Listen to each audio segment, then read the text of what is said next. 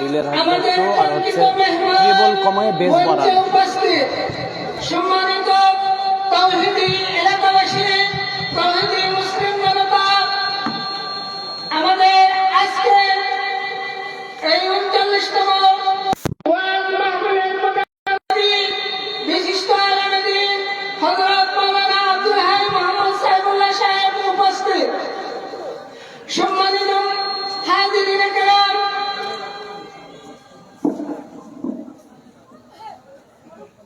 ঐতিহ্যবাহী গোলাশানগঞ্জ দাখিল মাদ্রাসার 39তম বার্ষিক ওয়াজ মাহফিল বাস্তবায়ন করতে গিয়ে দেশি বিদেশি অনেক সহযোগিতা আমাদেরকে প্রদান করা হয়েছে।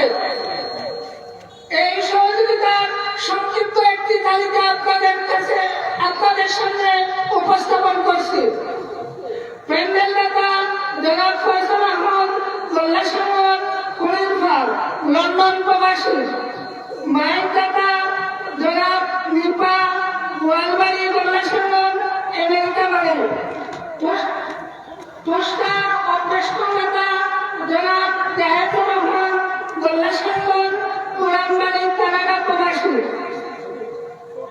সিন্নির জন্য গরু দাতা জনাব আব্দুল শুকুর লন্ডন প্রবাসী গোলাশানগঞ্জ বরাগাবাড়ি, সিন্নির চাউল দাতা জনাব সোহেল আহমদ রিপন 10 বস্তা ও দেলোয়ার হোসেন 3 বস্তা। 2 বস্তার হাদিয়া দান করেছেন জনাব ইকবাল আহমদ পিতা মৃত রশিদ আহমদ গোলাশানগঞ্জ। 1 বস্তার হাদিয়া প্রদান করেছেন জনাব নাসিরউদ্দিন গোলাশানগঞ্জ। জনাব রুহুল আমিন মুন্না ও তার পরিবারবর্গ আমেরিকা প্রবাসী নগদ মাহফিলে দান করেছেন 12,500 টাকা। লন্ডন ওয়ার্ল্ড ট্রাস্ট গোলাশানগঞ্জ দান করেছেন 90,560 টাকা। গ্রামবাসী থেকে নগদ প্রাপ্ত 1,50,000 টাকা। মুআজ্জাল হাজিরিন, এই যে বিশাল সামিয়ানা, বিশাল প্যান্ডেল, বিশাল মঞ্চ, আমাদের আপনাদের সার্বিক সহযোগিতায় এটা সম্ভব হয়েছে। মুআজ্জাল হাজিরিন, এই পর্যায়ে আমাদের সামনে মহাগ্রন্থ আল কোরআন থেকে তাফসীর পেশ করবেন মাওলানা মোহাম্মদ আব্দুল হাই মোহাম্মদ সাইফুল্লাহ। আজকের এই অধিবেশনে সভাপতির আসন গ্রহণ করবেন ঐতিহ্যবাহী গোলাশানগঞ্জ দাখিল মাদ্রাসার সম্মানিত সুপার হযরত মাওলানা আখম আব্দুল মান্নান আজাদ। মুহতারামকে সভাপতির আসন গ্রহণ করার জন্য বিনীতভাবে অনুরোধ করছি। সম্মানিত উপস্থিতি, এই পর্যায়ে আপনাদের সামনে ইসলামী সঙ্গীত পরিবেশন করছেন। আর ইসলামী সঙ্গীত লাগবে না, এখন করছে না আরিফান। ওনারা করছে আগে আগে সঙ্গীত করছে। ভাই আপনাদের করা জরুরি না, যদি থাকেন তাহলে সংক্ষেপে করেন। রাত 10টা বেজে গেছে এখন। দেন দেন দেন দেন, দিলাইন একটা, দিলাইন শখ করছে তারা, দিলাইন একটা। আলহামদুলিল্লাহ, এ পর্যায়ে আমাদের সামনে একটি ইসলামী সঙ্গীত পরিবেশন করতে কলরব শিল্পী গোষ্ঠীর সদস্যবৃন্দ দেন। ইসলামী সঙ্গীত পরিবেশন করার জন্য তাদেরকে আহ্বান করছি।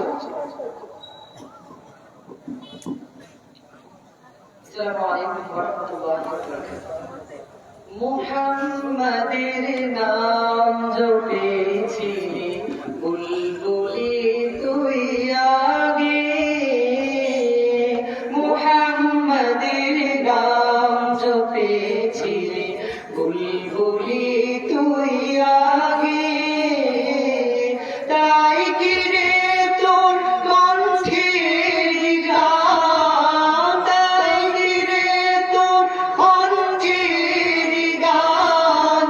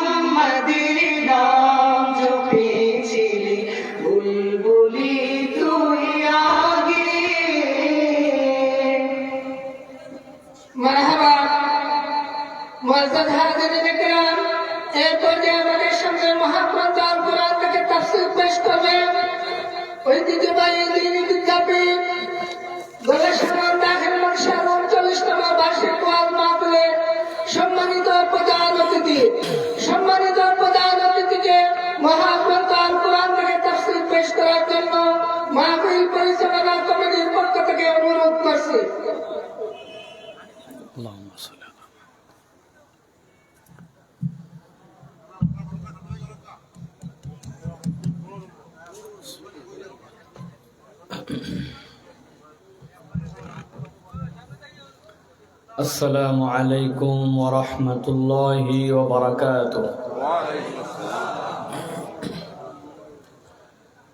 إن الحمد لله نحمده ونستعينه ونستغفره ونؤمن به ونتوكل عليه ونعوذ بالله من شرور أنفسنا ومن سيئات أعمالنا. من يهد الله فلا مضل له ومن يضلل فلا هادي له. وأشهد أن لا إله إلا الله وحده لا شريك له.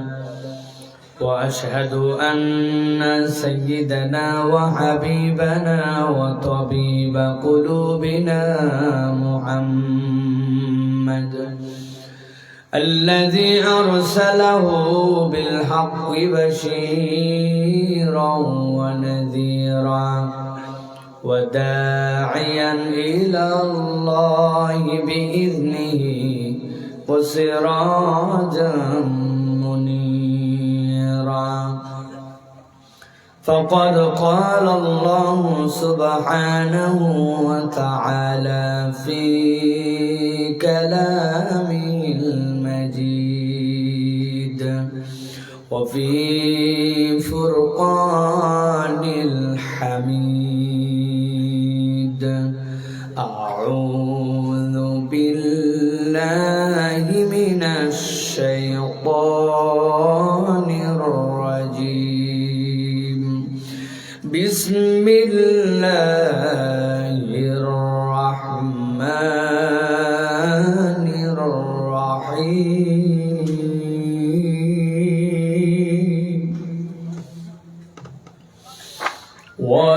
وإنه لتنزيل رب العالمين.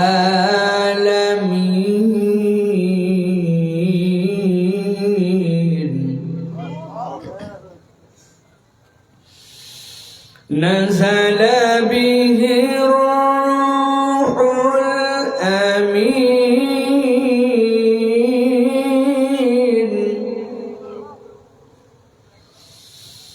على قلبك لتكون من المنذرين بلسان عربي مبين.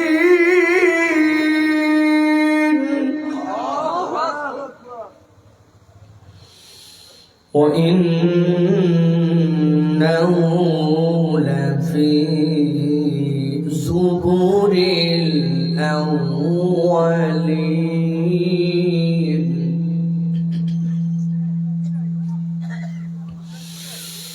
على قلبك لتكون من المنذرين بلسان عربي مبين.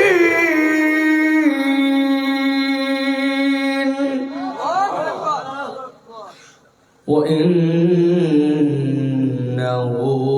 لفي زبر الأولين.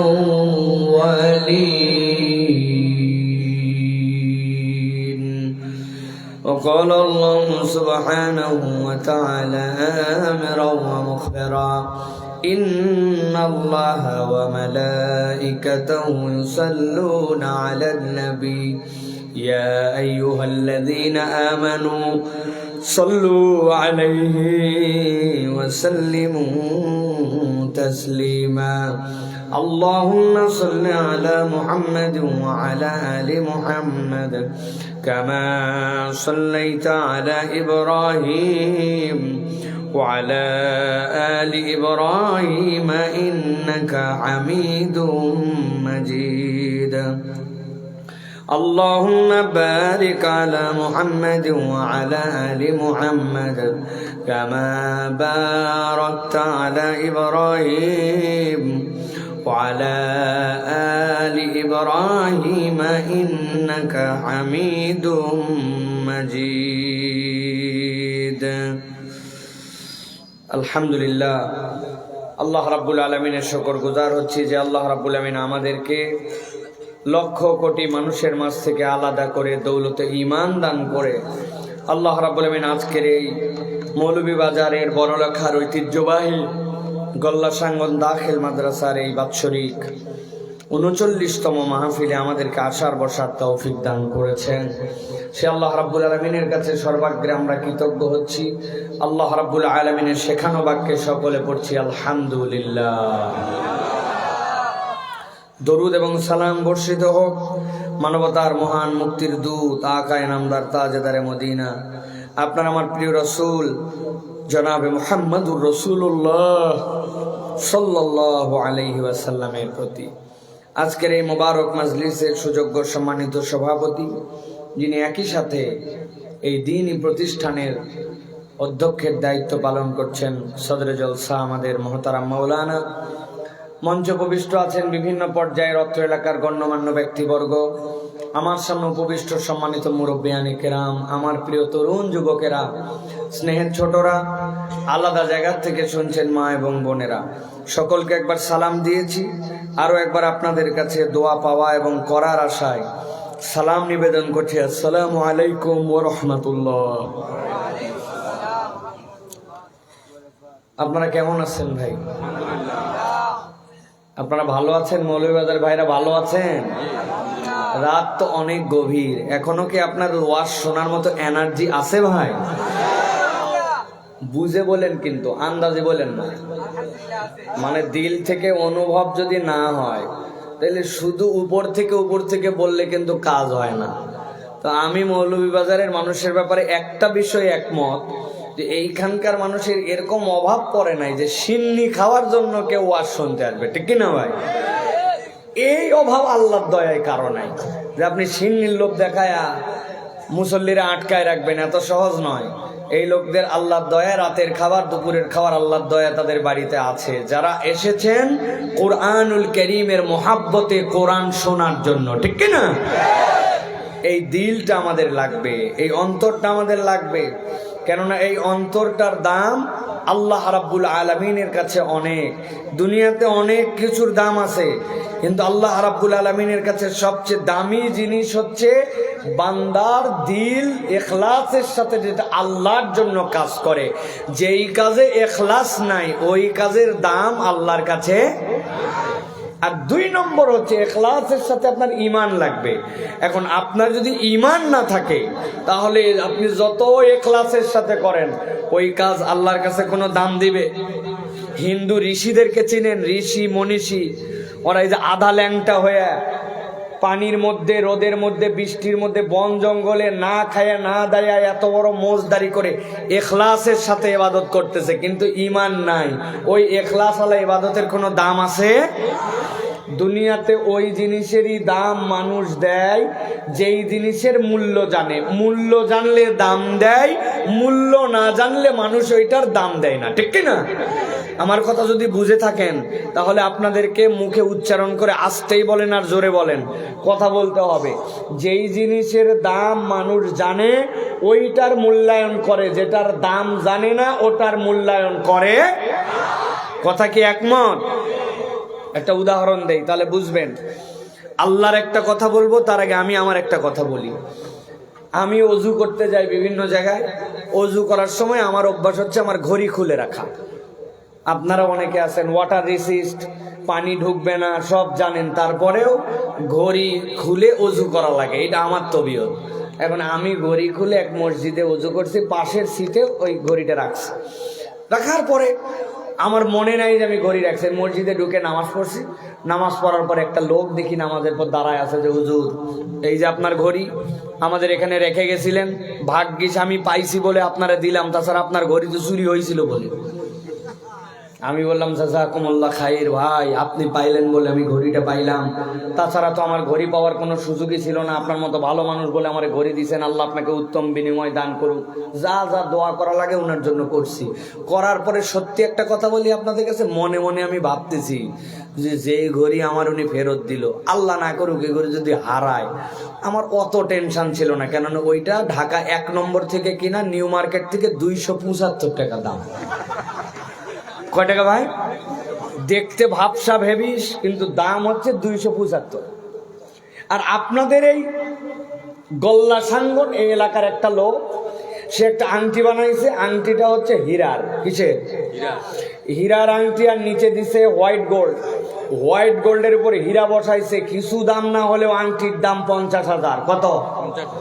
এখন এই 50,000 আংটি নিয়ে উনি গেছে বাজার করার জন্য। একদিন বাজারে যাওয়ার পরে দেখে এক লোক খালি এই লোকের আংটির দিকে তাকায় আছে।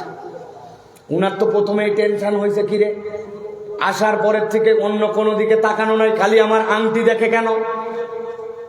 আসলে যেই লোক ওই লোকের আংটি দেখে, ওই লোক আংটি দেখে না।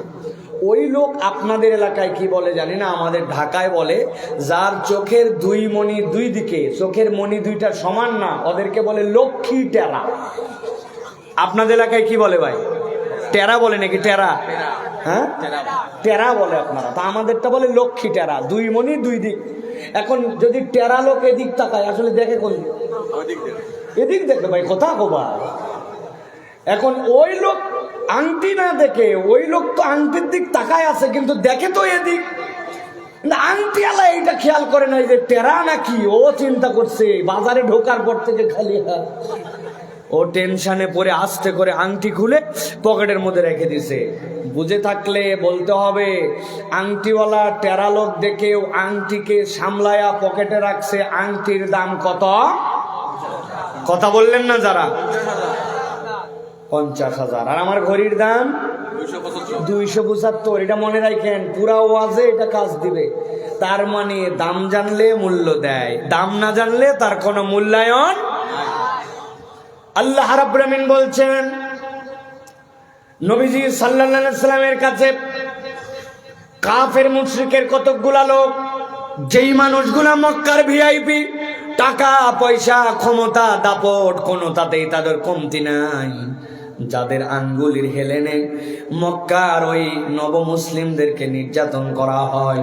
হযরতে বেলালকে এত বড় সাহস নাই নরমাল লোকেরা তার পেছন দিক দিয়া উটের দড়ি লাগায় দিয়া তাকে উট দিয়ে দাবড়াইয়া মক্কাতে এলোমেলো করে দিবে। তার শরীরটা এরকম, অন্য সাধারণ মানুষের শক্তি নাই। যেই মানুষগুলা করে এই কষ্টগুলা দেয়, তারা মক্কার বড় সম্ভ্রান্ত পরিবার, বড় দামি মানুষ। ওরা ওই মানুষেরা নবীজি সাল্লাল্লাহু আলাইহি ওয়াসাল্লামের কাছে এসে বলতে শুরু করলো, আপনার সাথে আমরা একটু কথা বলতে চাই, আপনার পাশে থেকে আমরা একটু নেগোসিয়েশন করতে যাই, একটু বোঝাপড়ার তো দরকার আছে। আপনার ধর্ম কিছুদিন আমিও মানতে পারি, আপনিও মানতে পারেন, আমাদের নিজেদের মধ্যে একটা সমঝোতা অন্তত করা দরকার। আল্লাহ নবী বলছেন, কিসে ঠেকায় তোমাকে? তুমি কেন আমার পাশে আসো না? আমাদের পাশে আসলে তোমার সমস্যা কোথায়? সাথে সাথে তারা বলছে, তোমার পাশে তো আসতে চাই, কিন্তু এমন কতকগুলা নিম্ন বর্ণের মানুষ, এমন কতকগুলা নিম্ন আয়ের মানুষ, এমন কতকগুলা সামাজিক স্ট্যাটাস যাদের নাই, ওই মানুষগুলা তোমার পাশে থাকে, যেই কারণে আমরা তোমার কাছে আসতে পারি না। যারা হয়তো গোলাম, যারা হয়তো কামার, হয়তো কুমার, ওই মানুষগুলার জন্য তোমার ধারে আসা যায় না। আমাদের একটা ইজ্জত আছে, আর তোমার পাশে যারা থাকে তাদের তো কোনো ইজ্জত সম্মান সামাজিক স্ট্যাটাস নাই।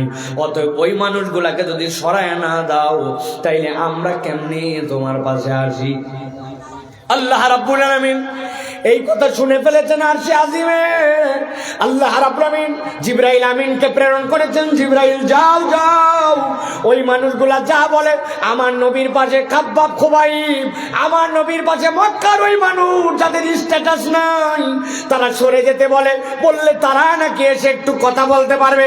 আমি আল্লাহ নবীর প্রতি ওহী করলাম, ওয়াসবির নাফসাকা মা আল্লাযীনা ইয়াদউনা রাব্বাহুম বিল গাদাতি ওয়াল আশি ইউরিদুনা ওয়াজহা আল্লাহ বলতেছেন, ও আমার হাবিব, ওরা যতই স্ট্যাটাস ওয়ালা হোক, যতই সম্মান ওয়ালা হোক, আমি আল্লাহ বললাম ওয়াসবির নাফসাক, আপনার পাশে যেই মানুষেরা আছে তাদের স্ট্যাটাস থাকবা না থাক, সামাজিক মর্যাদা থাকবা না থাক, টাকাওয়ালা ঘরের সন্তান হোক বা না হোক, আমি আল্লাহ বললাম আপনি কখনো তাদের পাশ থেকে সরবেন না, আপনিও তাদের পাশ থেকে কখনো আপনি তাদেরকে সরায় দিবেন না। আমি আল্লাহ জানি ওরা যেরকমই হোক তাদের একটা উদ্দেশ্যে তারা সফল, তারা সকাল সন্ধ্যা আল্লাহর রাজি খুশির জন্য আপনার কাছে থাকে, দুনিয়ার কোনো স্বার্থ নাই। সুতরাং আল্লাহকে খুশি করার জন্য যারা আছে, দুনিয়ার পয়সা যতই থাক, টাকা যতই থাক, ওই মানুষগুলার ভ্যালু আল্লাহর কাছে নাই। আর যেই মানুষের সামাজিক কোনো দাম নাই কিন্তু আল্লাহকে রাজি খুশি করার জন্য সকাল সন্ধ্যা আল্লাহর ইবাদত করে, ওই মানুষকে নবী আপনি কখনো দূরে ঠেলবেন না।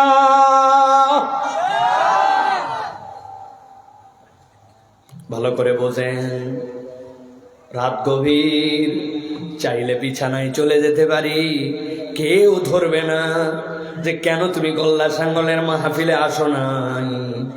রাত্রে খাওয়ার অভাব নাই, চাইলে আরামের বিছানায় যে মোবাইল টিপতে পারি, কিন্তু সব কিছুকে উপেক্ষা করে মাটির বিছানায় বসলাম।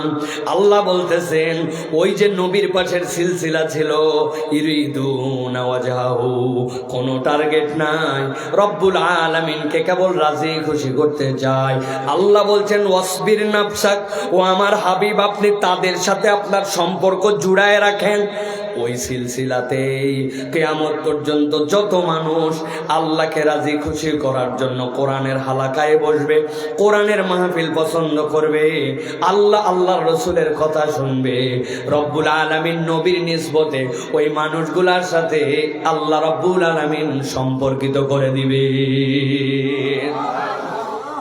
আল্লাহ রাব্বুল আলামিন বলছেন, ওয়ালা তাদু আইনাকা আনহুম তুরিদু জিনাতাল হায়াতিদ দুনিয়া। ও আমার হাবিব আপনাকে বললাম, আপনি দুনিয়ার কোনো জিনাত, সৌন্দর্য, দুনিয়ার কোনো টাকা পয়সা, এইগুলার লোভ আপনার নাই, কিন্তু এরকম স্ট্যাটাস ওয়ালা অনেকে থাকবে।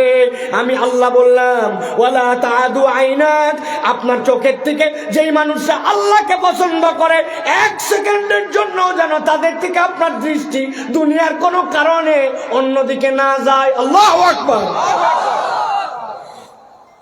এরপর আল্লাহ সতর্ক করতেছেন, আমার হাবিব আপনাকে বলে দিলাম 3 ধরনের মানুষের সাথে আপনি মেলামেশা করবেন না, সম্পর্ক রাখবেন না। কয় ধরন?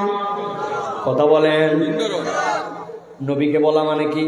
নবী কি গাফেল ছিলেন? নাউজুবিল্লাহ, নবী মাসুম, তার হেদায়েতের দরকার নাই, কিন্তু আল্লাহ এর দ্বারা মূলত তার উম্মতকে বলতেছেন, অবস্থা যেমনই হোক, স্ট্যাটাস যেমনই হোক, সমাজে তার প্রভাব প্রতিপত্তি যেরকমই হোক, আমি আল্লাহ বললাম 3 শ্রেণীর মানুষের সাথে আপনি সম্পর্ক রাখবেন না।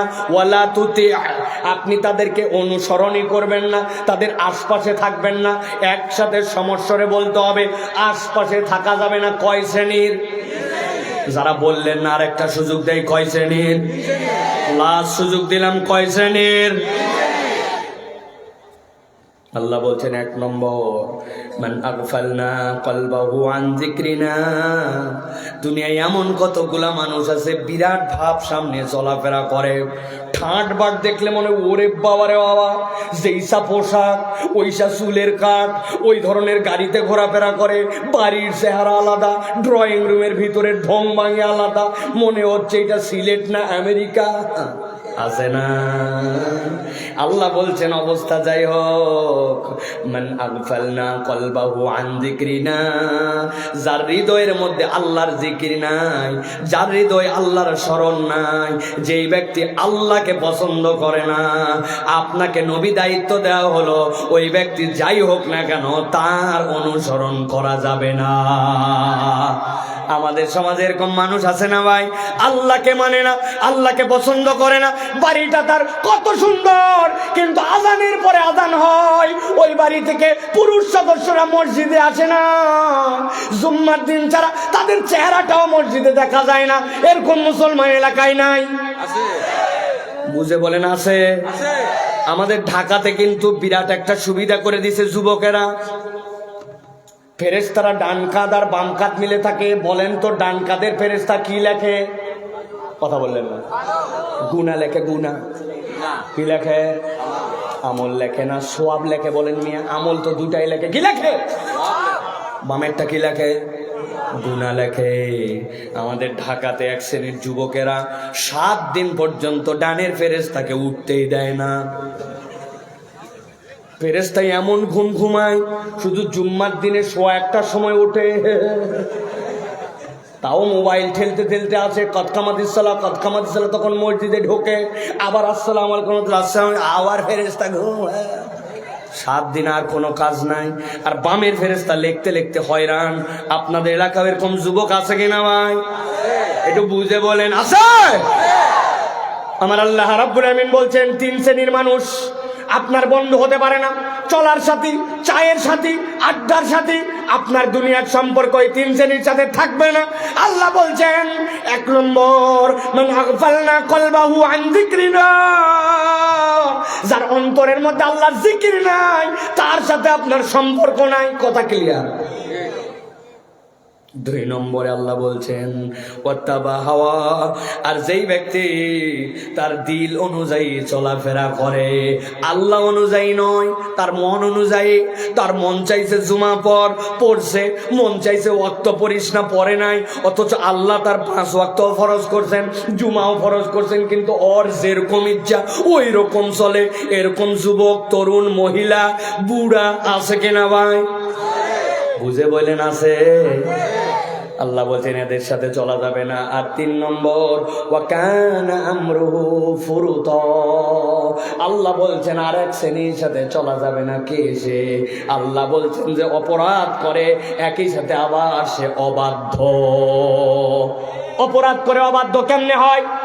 ভালো করে একটা কথা বলি, বুঝে নেন। একজনকে আপনি বলছেন ভাই নামাজটা পড়ো, মুখে তোমার দাড়িটা নাই, দাড়িটা রেখে দাও। ওই ছেলেটার সাথে সাথে বলছে আসলেও আমার নামাজ পড়া উচিত, আমি নামাজ পড়ি, একবারে বাদ দেই না, কিন্তু মাঝে মাঝে ছুটে যায়। কি যে আমার শয়তান ধরছে, নামাজ পড়া দরকার কিন্তু তারপরেও ছুটে যায়। দাড়িটা রাখবই, কয়েকবার রাখছিও, কিন্তু আবার শয়তানে দাড়ি কাটায় ফেলে। অবশ্যই দাড়ি রাখা উচিত। আপনি যখন বলছেন নামাজ পড়ো, দাড়ি রাখো, এক শ্রেণী এরকম করে উত্তর দেয়। আর একটা উত্তর দেওয়ার ধরন, ভাই নামাজটা পড়, দাঁড়ে নামাজ পড়া যখন পড়া লাগবে তখন পড়বো, তোমার কত বলা লাগবে কেন? আছে কিনা? দাড়ি যখন রাখার বয়স হবে তখন রাখবো, দাড়ি লাগাইছে খালি কথায় কথায়, দাড়ি মারাইছে। আছে কিনা? বুঝায় বললাম আমার কথা নয়, আমার আল্লাহর কথা। ওয়া কানা আমরুহু ফুরুতা, তার কাজ কাম আল্লাহর অবাধ্যচারী। আল্লাহ বলছেন এই 3 শ্রেণীর সাথে সম্পর্ক রাখা যাবে না। তাহলে সম্পর্ক কার সাথে রাখবেন? আল্লাহ বলছেন যেই মানুষেরা ইয়াদউনা রাব্বাহুম বিল গাদাতি ওয়াল আশি, সকাল সন্ধ্যা আল্লাহর ডাকে নিমগ্ন থাকে, ইউরিদুনা ওয়াজহা, তুমি তার সাথে সম্পর্ক রাখো। আজকের যে সন্ধ্যায় আমরা বসেছি, এটার উদ্দেশ্য কি? তাহলে প্রথমে ক্লিয়ার করতে হবে যে এটা আমি আল্লাহকে খুশি করার জন্য আসি, ঠিক কি না? নাকি চিন্তা করছেন সাইফুল্লাহ ভাই ঢাকার থেকে আসছে, এতদিন মোবাইলে ওয়াজ দেখি, আজকে সরাসরি ওয়াজ একটু দেখি, মজা করার জন্য আসে, তাই নাকি? সিন্নি খাওয়ার জন্য, তাই নাকি? এগুলো কোনো উদ্দেশ্য নয়। তাহলে 3 শ্রেণীর সাথে থাকা যাবে না, থাকতে হবে আল্লাহকে রাজি খুশি করার জন্য। যারা আল্লাহর কথা শোনে, ওই কথা অনুযায়ী চলে, নিজের জীবনকে আল্লাহর পথে নেয়, আমার জীবন তাদের সাথে সম্পর্কিত হবে, ঠিক কিনা? তাহলে আমরা প্রথমে আমাদের এই ঈমানটা পরিষ্কার করে নেই যে রব্বুল আলামিন, আমরা তোমার রাজি খুশি করার জন্য এই গভীর রাত্রে এসে হাজির হয়েছি। যেহেতু হাজির হয়েই গেছি, রব্বুল আলামিন তুমি আমাদের প্রতি রাজি খুশি হয়ে যাও, বলেন আল্লাহুম্মা আমিন। প্রিয় ভাইয়েরা, এই যে কোরআন শোনার জন্য আসলাম, আমাদের অনেকের ধারণা কোরআন আমাদেরকে কি দিবে, আমরা তো পরাজিত, ওই সারা দুনিয়ায় মাইর খাই, আমাদের কি জয় হবে কিনা? প্রিয় ভাইয়েরা, এরকম ভুল ধারণা নিয়ে আপনি বসেন না। আল্লাহ রাব্বুল আলামিন কোরআনুল কারীমের মধ্যে এই মানুষগুলোর জন্য বারবার সতর্ক করেছেন। আল্লাহ বলছেন এই যে কোরআন তোমাদেরকে দিলাম, আল্লাহ রাব্বুল আলামিনের পক্ষ থেকে রব্বুল আলামিন তোমাদেরকে এই কোরআন দিলেন, এই হক দিলেন, এটা এমনি এমনি দেন নাই। আল্লাহ কোরআনে বলছেন বাল নাকযিফু বিল হাক্কি আলাল বাতিল, ফায়াদমাগুহু ফাইযা হুয়া যাহিক ওয়া লাকুমুল ওয়াইলু মিম্মা তাসিফুন। যারা আলেম ওলামা আছেন ছাত্রদেরকে এই পাঠটা পড়াবেন। 21 নম্বর সূরা আম্বিয়া, সূরা আম্বিয়ার আল্লাহ রাব্বুল আলামিন 18 নম্বর আয়াত। খালি মাদ্রাসায় আসলাম আর টেক্সট বইয়ের মধ্যে যা আছে ওইটুক পড়ায়া চাকরি হালাল করলাম। চাকরি হালাল হওয়া এত সোজা না। আলেম ওলামার কাজ খালি টেক্সট বুক পড়ানো না। আলেম ওলামা তাদাব্বুরে কোরআন তাদেরকে শিখাবে, তাদেরকে হাদিসের তাদাব্বুর শিখাবে, যুগের জ্ঞান তাদের মধ্যে দিবে। আমাদের বইয়ের মধ্যে যা আছে এইটাতে যদি হয় তো চাকরি হালাল আর টাকা হালাল হতে পারে, কিন্তু আল্লাহ রাব্বুল আলামিনের কাছে দায় মুক্ত হওয়া অনেক কঠিন। আমরাও আলিয়া মাদ্রাসার ছাত্র, কিন্তু আমাদেরকে এক একটা উস্তাদ ঘন্টার পরেও ডেকে নিয়ে কত ঘন্টা যে তারা করাইছেন, কিভাবে যে তারা পড়াইছেন। জাফরুল্লাহ নামে আমার এক ওস্তাদ ছিলেন, আমার হাতের লেখা যে দেখে সে পছন্দ করে, কিন্তু হাতের লেখা আসমান থেকে শিখি নাই। আমাদের ওস্তাদরা ডেকে নিয়ে, যে ওস্তাদের ভালো লেখা বাচ্চা কাচ্চাদের সব ক্লাস থেকে চুজ করে করে নিয়েছে, তারা বাচ্চাদেরকে লেখা শেখাতেন। এখন আপনি যদি মনে করেন আমার ইংরেজি পড়ানোর কথা, আমার আরবি পড়া, আমার হাতের লেখা শেখানোর দায়িত্ব আমার নাকি, আমার নিজের লেখায় কাকের ঠ্যাং বকের ঠ্যাং থাকতেই পারে এরকম একজন, কিন্তু একজন ওস্তাদ তো সুন্দর লেখার থাকতে পারেন, তিনি তার বাচ্চাগুলাকে নেক্সট প্রজন্মের জন্য দিবেন, এই জ্ঞানগুলা দিবেন। এই জন্য আপনাদের কাছে বলছি প্রিয় ভাইয়েরা, এই মাদ্রাসাগুলা থেকে তাদাব্বুরে কোরআন দরকার, মানুষের মধ্যে কোরআনের তাদাব্বুর দেওয়া দরকার। আল্লাহ কি বলছেন খেয়াল করেন। আল্লাহ বলছেন বাল নাকযিফু বিল হাক্কি আলাল বাতিল। আল্লাহ রাব্বুল বলছেন এই কোরআন, এই হক এইটা বাতিলের উপরে আঘাত করবে।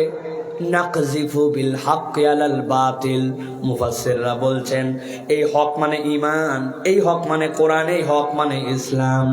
আল্লাহ বলছেন ফায়াদমাগুহু, কেমন আঘাত করবে জানো নাকি? আরবিতে দামগুন শব্দের অর্থ ব্রেনে, মাথার মধ্যে আঘাত। আল্লাহ বলছেন ফায়াদমাগুহু, যে কোনো জায়গায় এটা আঘাত করবে না। কোরআনের পরিবর্তন, ইসলামের পরিবর্তন হচ্ছে নৈতিকতার পরিবর্তন। বান্দা যদি নৈতিকতার পরিবর্তন না হয়, সার্টিফিকেট যত বড় হবে অনেকাংশে তত বড় ডাকাত হবে। বুঝেন নাই না? এই যে দেশের টাকা বিদেশে নিয়ে চলে গেল, দেশকে হাওয়া করে দিল, রাস্তা খেয়ে ফেললো। 33টা ব্রিজ হতো, এরকম ব্রিজের টাকা হাওয়া হয়ে গেল। এক পদ্মা সেতু বানাতে 10 পদ্মা সেতুর টাকা গায়েব হয়ে গেল। এক টানেল বানাতে 10 টানেলের টাকা চলে গেল। এক রেল লাইন করতে 10টা রেল লাইনের টাকা চলে গেল। যারা এই কাজগুলি করলো, আপনাদের কি মনে হয় আর অশিক্ষিত না শিক্ষিত? কথা বলেন, ভিতরে জ্বলে নাকি ভাই? জ্বললে বলার দরকার নাই, না জ্বললে বুঝে বলেন এগুলোকে অশিক্ষিত না শিক্ষিত? এই শিক্ষা দিয়ে কি হবে? যে শিক্ষা দেশ হাওয়া করে দেয়। আল্লাহ রাব্বুল আলামিন বলছেন বাল নাকযিফু বিল হাক্কি আলাল বাতিল। এই হকটা হচ্ছে তোমার চেতনায় পরিবর্তন করবে। তোমার চেতনা এবং তোমার নৈতিকতায় পরিবর্তন না হলে জাতি কখনো পরিবর্তন হতে পারে না। বিগত 50 বছর আমরা দেখেছি এই দেশ শুধু চুরি চামারি লুটপাট তারাই করেছে যারা শিক্ষিত নামে সবচেয়ে বড় চোর, ঠিক না? একজন মানুষকে 57,000 কোটি টাকা বিদেশে পাচার করা লাগে। আজকে তার গার্মেন্টস বন্ধ হয়ে গেছে, লোকেরা মিছিল করতেছে যে বেক্সিমকো বন্ধ করা যাবে না, বেক্সিমকো খুলে দাও। হাজার হাজার শ্রমিক, তাদের কোনো দোষ নাই, প্রতিষ্ঠানেরও কোনো দোষ নাই, কিন্তু যেই লোকের মারে খাওয়া লাগবে ওই লোক সব টাকা হাওয়া করে দিছে। আর ক্রম শ্রমিক চললেই কি না চললেই কি, বাংলাদেশ থাকলেই কি না থাকলেই কি, তাদের তো এই দেশের প্রতি কোনো মায়া নাই, ঠিক কিনা? মায়া করে কারা? মায়া করে নৈতিক অন্তর সম্পন্ন মানুষ যারা অন্ততপক্ষে দিলের মধ্যে কোরআন সুন্নাহ আছে। ইসলাম মানে ওই কয়টা মানুষের দিলের মধ্যে মায়া আছে। আল্লাহ বলছেন ফায়াদমাগুহু ফাইযা হুয়া যাহিক।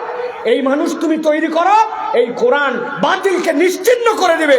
অতএব ইসলাম আমাদেরকে পরাজয় দেওয়ার জন্য আসে নাই, আমরা প্রকৃতার্থে কোরআনকে ধারণ করতে পারি নাই, ঠিক কিনা? এই জন্য প্রিয় ভাইয়েরা, আজকে আমরা কোরআনুল কারীম থেকে কিছু কথা শুনতে চাই। রাজি আছেন আপনারা? মৌলভীবাজারের ভাইয়েরা, আমি এর আগেও আপনাদের এখানে এসেছি, আপনারা জানেন আমার কথা বলার ধরন।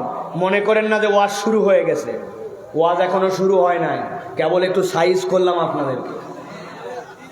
ওই যে আপনাদের প্যান্ডেল চারিদিক দিয়ে বাউন্ডারি দিছে না, ওইদিকে বাউন্ডারি দিয়েছে কি জন্য? যেন বোঝা যায় যে এটা হচ্ছে প্যান্ডেলের এরিয়া, এর বাইরে যারা তারা প্যান্ডেলের বাইরে, তারা ও যতই বলুক আমি প্যান্ডেলের ভিতরে, প্যান্ডেলের ভিতরে না, বাইরে, ওনারা বাইরে প্যান্ডেলের, এটা আমার বাউন্ডারি, এই বাউন্ডারির ভিতরে যারা, প্যান্ডেলের ভিতরে তারা, আপনি বোঝেন না কেন এই কথায়? হ্যাঁ, এখন আমি কেবল একটু ওয়াজের বাউন্ডারি দিলাম, যাতে ওয়াজটা বাড়ি পর্যন্ত যায়। আপনারা জমিনে আইল দেন না ভাই? আল কি বলেন? আইল বলেননি? আইল না থাকলে পানি বাঁধে? পানি থাকে? তখন আপনার আইল নয়, আপনার পানি কোথার থেকে বাঁধবে? এই জন্য আমি একটু আইল দিয়ে বুঝলাম যেখানে যেই মানুষেরা এসেছেন এনারা সবাই অশিক্ষিত মানুষ নয়, এনাদের কোনো কাজ কাম নেই এরকম মানুষ নয়, এনাদের কাজ আছে, বাজ আছে, বাড়ি আছে, অবস্থান আছে, কিন্তু এই মানুষগুলো আমরা কোরআন শোনার জন্য একত্রিত হয়েছি। এই কোরআনের আওয়াজটুকু যেন আমার বাড়িতে যায়, ওই জন্য একটু আইল দিলাম। এখন আপনারা বললে ইনশাল্লাহ কিছু ওয়াজ করবো। রাজি আছেন আপনারা? রাজি আছেন? কারা কারা রাজি আছেন থেকে দুই হাত উপরে উঠান। থামেন থামেন, তকবির পরে দিয়েন। এতক্ষণ আমি হাত উঠালাম, উনি তকবির দিয়ে শেষ করে ফেললেন। হাত সোজা করেন, শক্ত করে হাত সোজা করেন, একবারে মজবুত করে হাত দুইটা সোজা। নামান নামান, হাত নামান, হাত সবাই নামান, হাত নামান, হাত উঠান লাগবে না, এই হাত উঠানো আমি চাই না। আচ্ছা আগে আগে ক্লিয়ার করেন, মৌলভীবাজারের দিকে হাত সোজা করো মানে এরকম,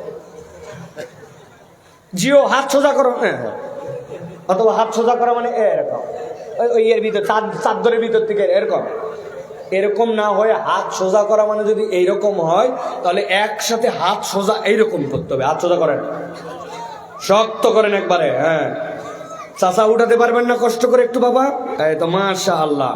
এবার একটু রিল্যাক্স করে বসেন, হাত সোজা করে। নামাজের শুরুতে আছেন, পা বদল করে আরাম করে বসতে হবে, কিন্তু হাত সোজা করে, পা আরাম করে বসেন, রিল্যাক্স করে বসেন, সুন্দর মাশাআল্লাহ। লেটা বাইরে বসেন, বসছেন সবাই, হাতটা এবার সোজা করেন। ওই যে বাহিরে কয়টা উঠায় না, এগুলো আমাদের সাথে না, হ্যাঁ কিও, হাত সোজা করেন, করছেন সবাই। এবার একটু পিছন দিকে টানা দেন, পিছনে, এবার একটু ডাইনে দেন, এবার একটু বামে দেন, এবার একটু সামনে দেন, এবার সোজা করেন, হাত নামায় ফেলেন। এবার হাত একসাথে উঠাবো আর ডানে বামে তাকায় দেখবো কারা কারা হাতগুলা উঠাতে পারে নাই, ঠিক আছে না? একসাথে সবাই হাত, এবার দেখেন ডানে বামে তাকান, একটু সোজা হয়নি কাদের হাতগুলা, দেখেন, দেখছেন সবাই? এবার একটু গলাটা পরিষ্কার দেন, ভালো করে, ভালো করে। সুপারি আছে না মুখে? হ্যাঁ, সুপারিগুলো সরায়া একটু গলাটা পরিষ্কার দেন। শক্ত করছেন হাত? বাবা একটু শক্ত করেন না, এই যে চাচা, কিও সুজা সুজা, মাশাআল্লাহ, শক্ত করছেন সবাই। হাতটা একটু নড়াচড়া দেন, নড়াচড়া দেন, মাশাআল্লাহ। এবার হাতটা বুক বরাবর নেন, এই বরাবর। এবার একটা মৌলভীবাজারের ইতিহাসে একটা তাকবীর দিতে চাই আমরা। 39 বছরে যেই তাকবীর হয় না এই ময়দানে, এইরকম আওয়াজ করে একটা তাকবীর দিতে চাই। পারবেন ইনশাআল্লাহ? যারা পারবেন তারা বলেন আল্লাহুম্মা আমিন। শয়তানকে নারাজি করে আল্লাহকে রাজি করার জন্য গলা থাকলেই কি গেলেই কি, আওয়াজ যে আল্লাহ দিলেন, জবান যে আল্লাহ দিলেন, কণ্ঠ যে আল্লাহ দিলেন, যে আল্লাহ সুস্থতা দিলেন, যে আল্লাহ কান দিয়ে শোনার তৌফিক দিলেন, ওই আল্লাহর জন্য একটা তাকবীর যারা আকাশ বাতাস মুখরিত করে কণ্ঠের সর্বোচ্চ শক্তি দিয়ে দিতে পারবেন তারা বলেন আল্লাহুম্মা আমিন। আর হাজার পাম্পট্টি দেওয়ার পরেও যারা জোরে সোরে তাকবীর দিতে পারবেন না তারা বলেন আল্লাহুম্মা আমিন। আহা, বুঝছেন? ওই পক্ষেও লোক আছে, হ্যাঁ, তারা খালি শুনে যাচ্ছে, হ্যাঁ, ভুল করে বলছেন আল্লাহুম্মা আমিন, ঠিক না ভাই? যদিও ভুল করে বলছেন, কিন্তু কিছু লোক আছে ভাই। আমি তো ওই টেকনাফ থেকে তেতুলিয়া, অক্টোবর থেকে আজকে কত তারিখ? 21শে জানুয়ারি, চলছে গাড়ি, ওয়াজের বাড়ি। আমি তো লোকজন চিনি, আমি বহু জায়গায় খুব পাম্পট্টি দিয়ে বলি একটা হুঙ্কার দিয়ে তাকবীর দিতে হবে। এরপরে আমি দিছি লিল্লাহে তাকবীর, উনি উত্তর দিছে আল্লাহ, ব্যাটারি না। এরকম লোক এখানে আছে না ভাই? আছে, হ্যাঁ। যারা আছে আবার তারা হুম হুম করতেছে। পারবেন ইনশাআল্লাহ? আশপাশের মানুষ টের পাবে যে আজকে আল্লাহর কোরআন শোনার জন্য কিছু মানুষ আসছে, পারবেন ইনশাআল্লাহ? 8 ঘন্টা 40 মিনিট টানা সফর করে 7 মিনিট বিছনাতে পিঠ সোজা করে এখানে আসছি আমি। আপনি কিন্তু এই পরিশ্রম করে আসেন নাই। আমার এত দূর আসতে হয় না, ঢাকার আশপাশে অন্তত 200-500 মাহফিল এই দিনে করা যায়, কিন্তু কিছু ভাই ব্রাদারের মহব্বতে এই জায়গায় আসছি। এই জন্য আমি আপনাদেরকে বলতেছি, কোরআন থেকে কিছু কথা বলবো, কোনো ফাঁকি মারা যাবে না। রাজি আছেন আপনারা? যারা বাহিরে আছেন আপনারা কি চলে যাবেন ভাই? তো চলে না গেলে ভিতরে আসেন নাকি? আসেন ভিতরে, ডেকে নেন ওনাদেরকে, ভিতরে ঢুকান, ভিতরে ঢুকান ওনাদেরকে, দেখেন ওনারা আসে কিনা। আর কারা কারা চলে যায় আল্লাহর কাছে দোয়া করবো ইনশাআল্লাহ, স্পেশাল দোয়া করব। আগামী 2 দিনের মধ্যে টের পাবেন আপনি ইনশাআল্লাহ। আমি তো মুসাফির না, আগামী 2 দিনের মধ্যে যারা চলে যাবে ইনশাআল্লাহ টের পেয়ে যাবে ইনশাআল্লাহ, ইনশাআল্লাহ। খালি যাইয়া দেখেন, যান না। চাকরি লাগবে না সামনে, সুস্থ থাকা লাগবে না, বাপের ভিটের ভাগ লাগবে না, বিদেশে যাওয়া লাগবে না, বিদেশের ডলার আসা লাগবে না, যান, চলে যান, কোনো টেনশন নাই, যান। 2 মিনিট সময় দিলাম। কয় মিনিট? 2 মিনিট। আপনি মুসলমান হলে 2 মিনিট। হাত শক্ত করছেন সবাই, হাত সোজা করছেন। হুমকি দিছি কিন্তু, আমি হুমকি দেওয়ার ছেলে না, আজকে হুমকি দিছি মৌলভী বাজারে। হাত সোজা করেন, করছেন সব? আমি যখন নারায়ে তাকবীর বলবো, আপনারা তখন হাত দুটো আসমানের দিকে তুলে দিয়ে আল্লাহু আকবার বলবেন। পারবেন না ইনশাআল্লাহ? পারবেন ইনশাআল্লাহ? রেডি তো সবাই? একসাথে সবাই, ঠিক আছে ইনশাআল্লাহ? আমি আসতে বলবো, আপনারা জীবনের সবটুকু শক্তি দিয়া আল্লাহু আকবার বলবেন ইনশাআল্লাহ। রেডি সবাই? দেখে এবার তাকবীর দেন। লিল্লাহি তাকবীর, লিল্লাহি তাকবীর। আল কোরআনের আলো, আল হাদিসের আলো, তোমার নেতা আমার নেতা, তোমার নেতা আমার নেতা, আলেম ওলামা যেখানে, আল্লাহর আইন যেখানে, লিল্লাহি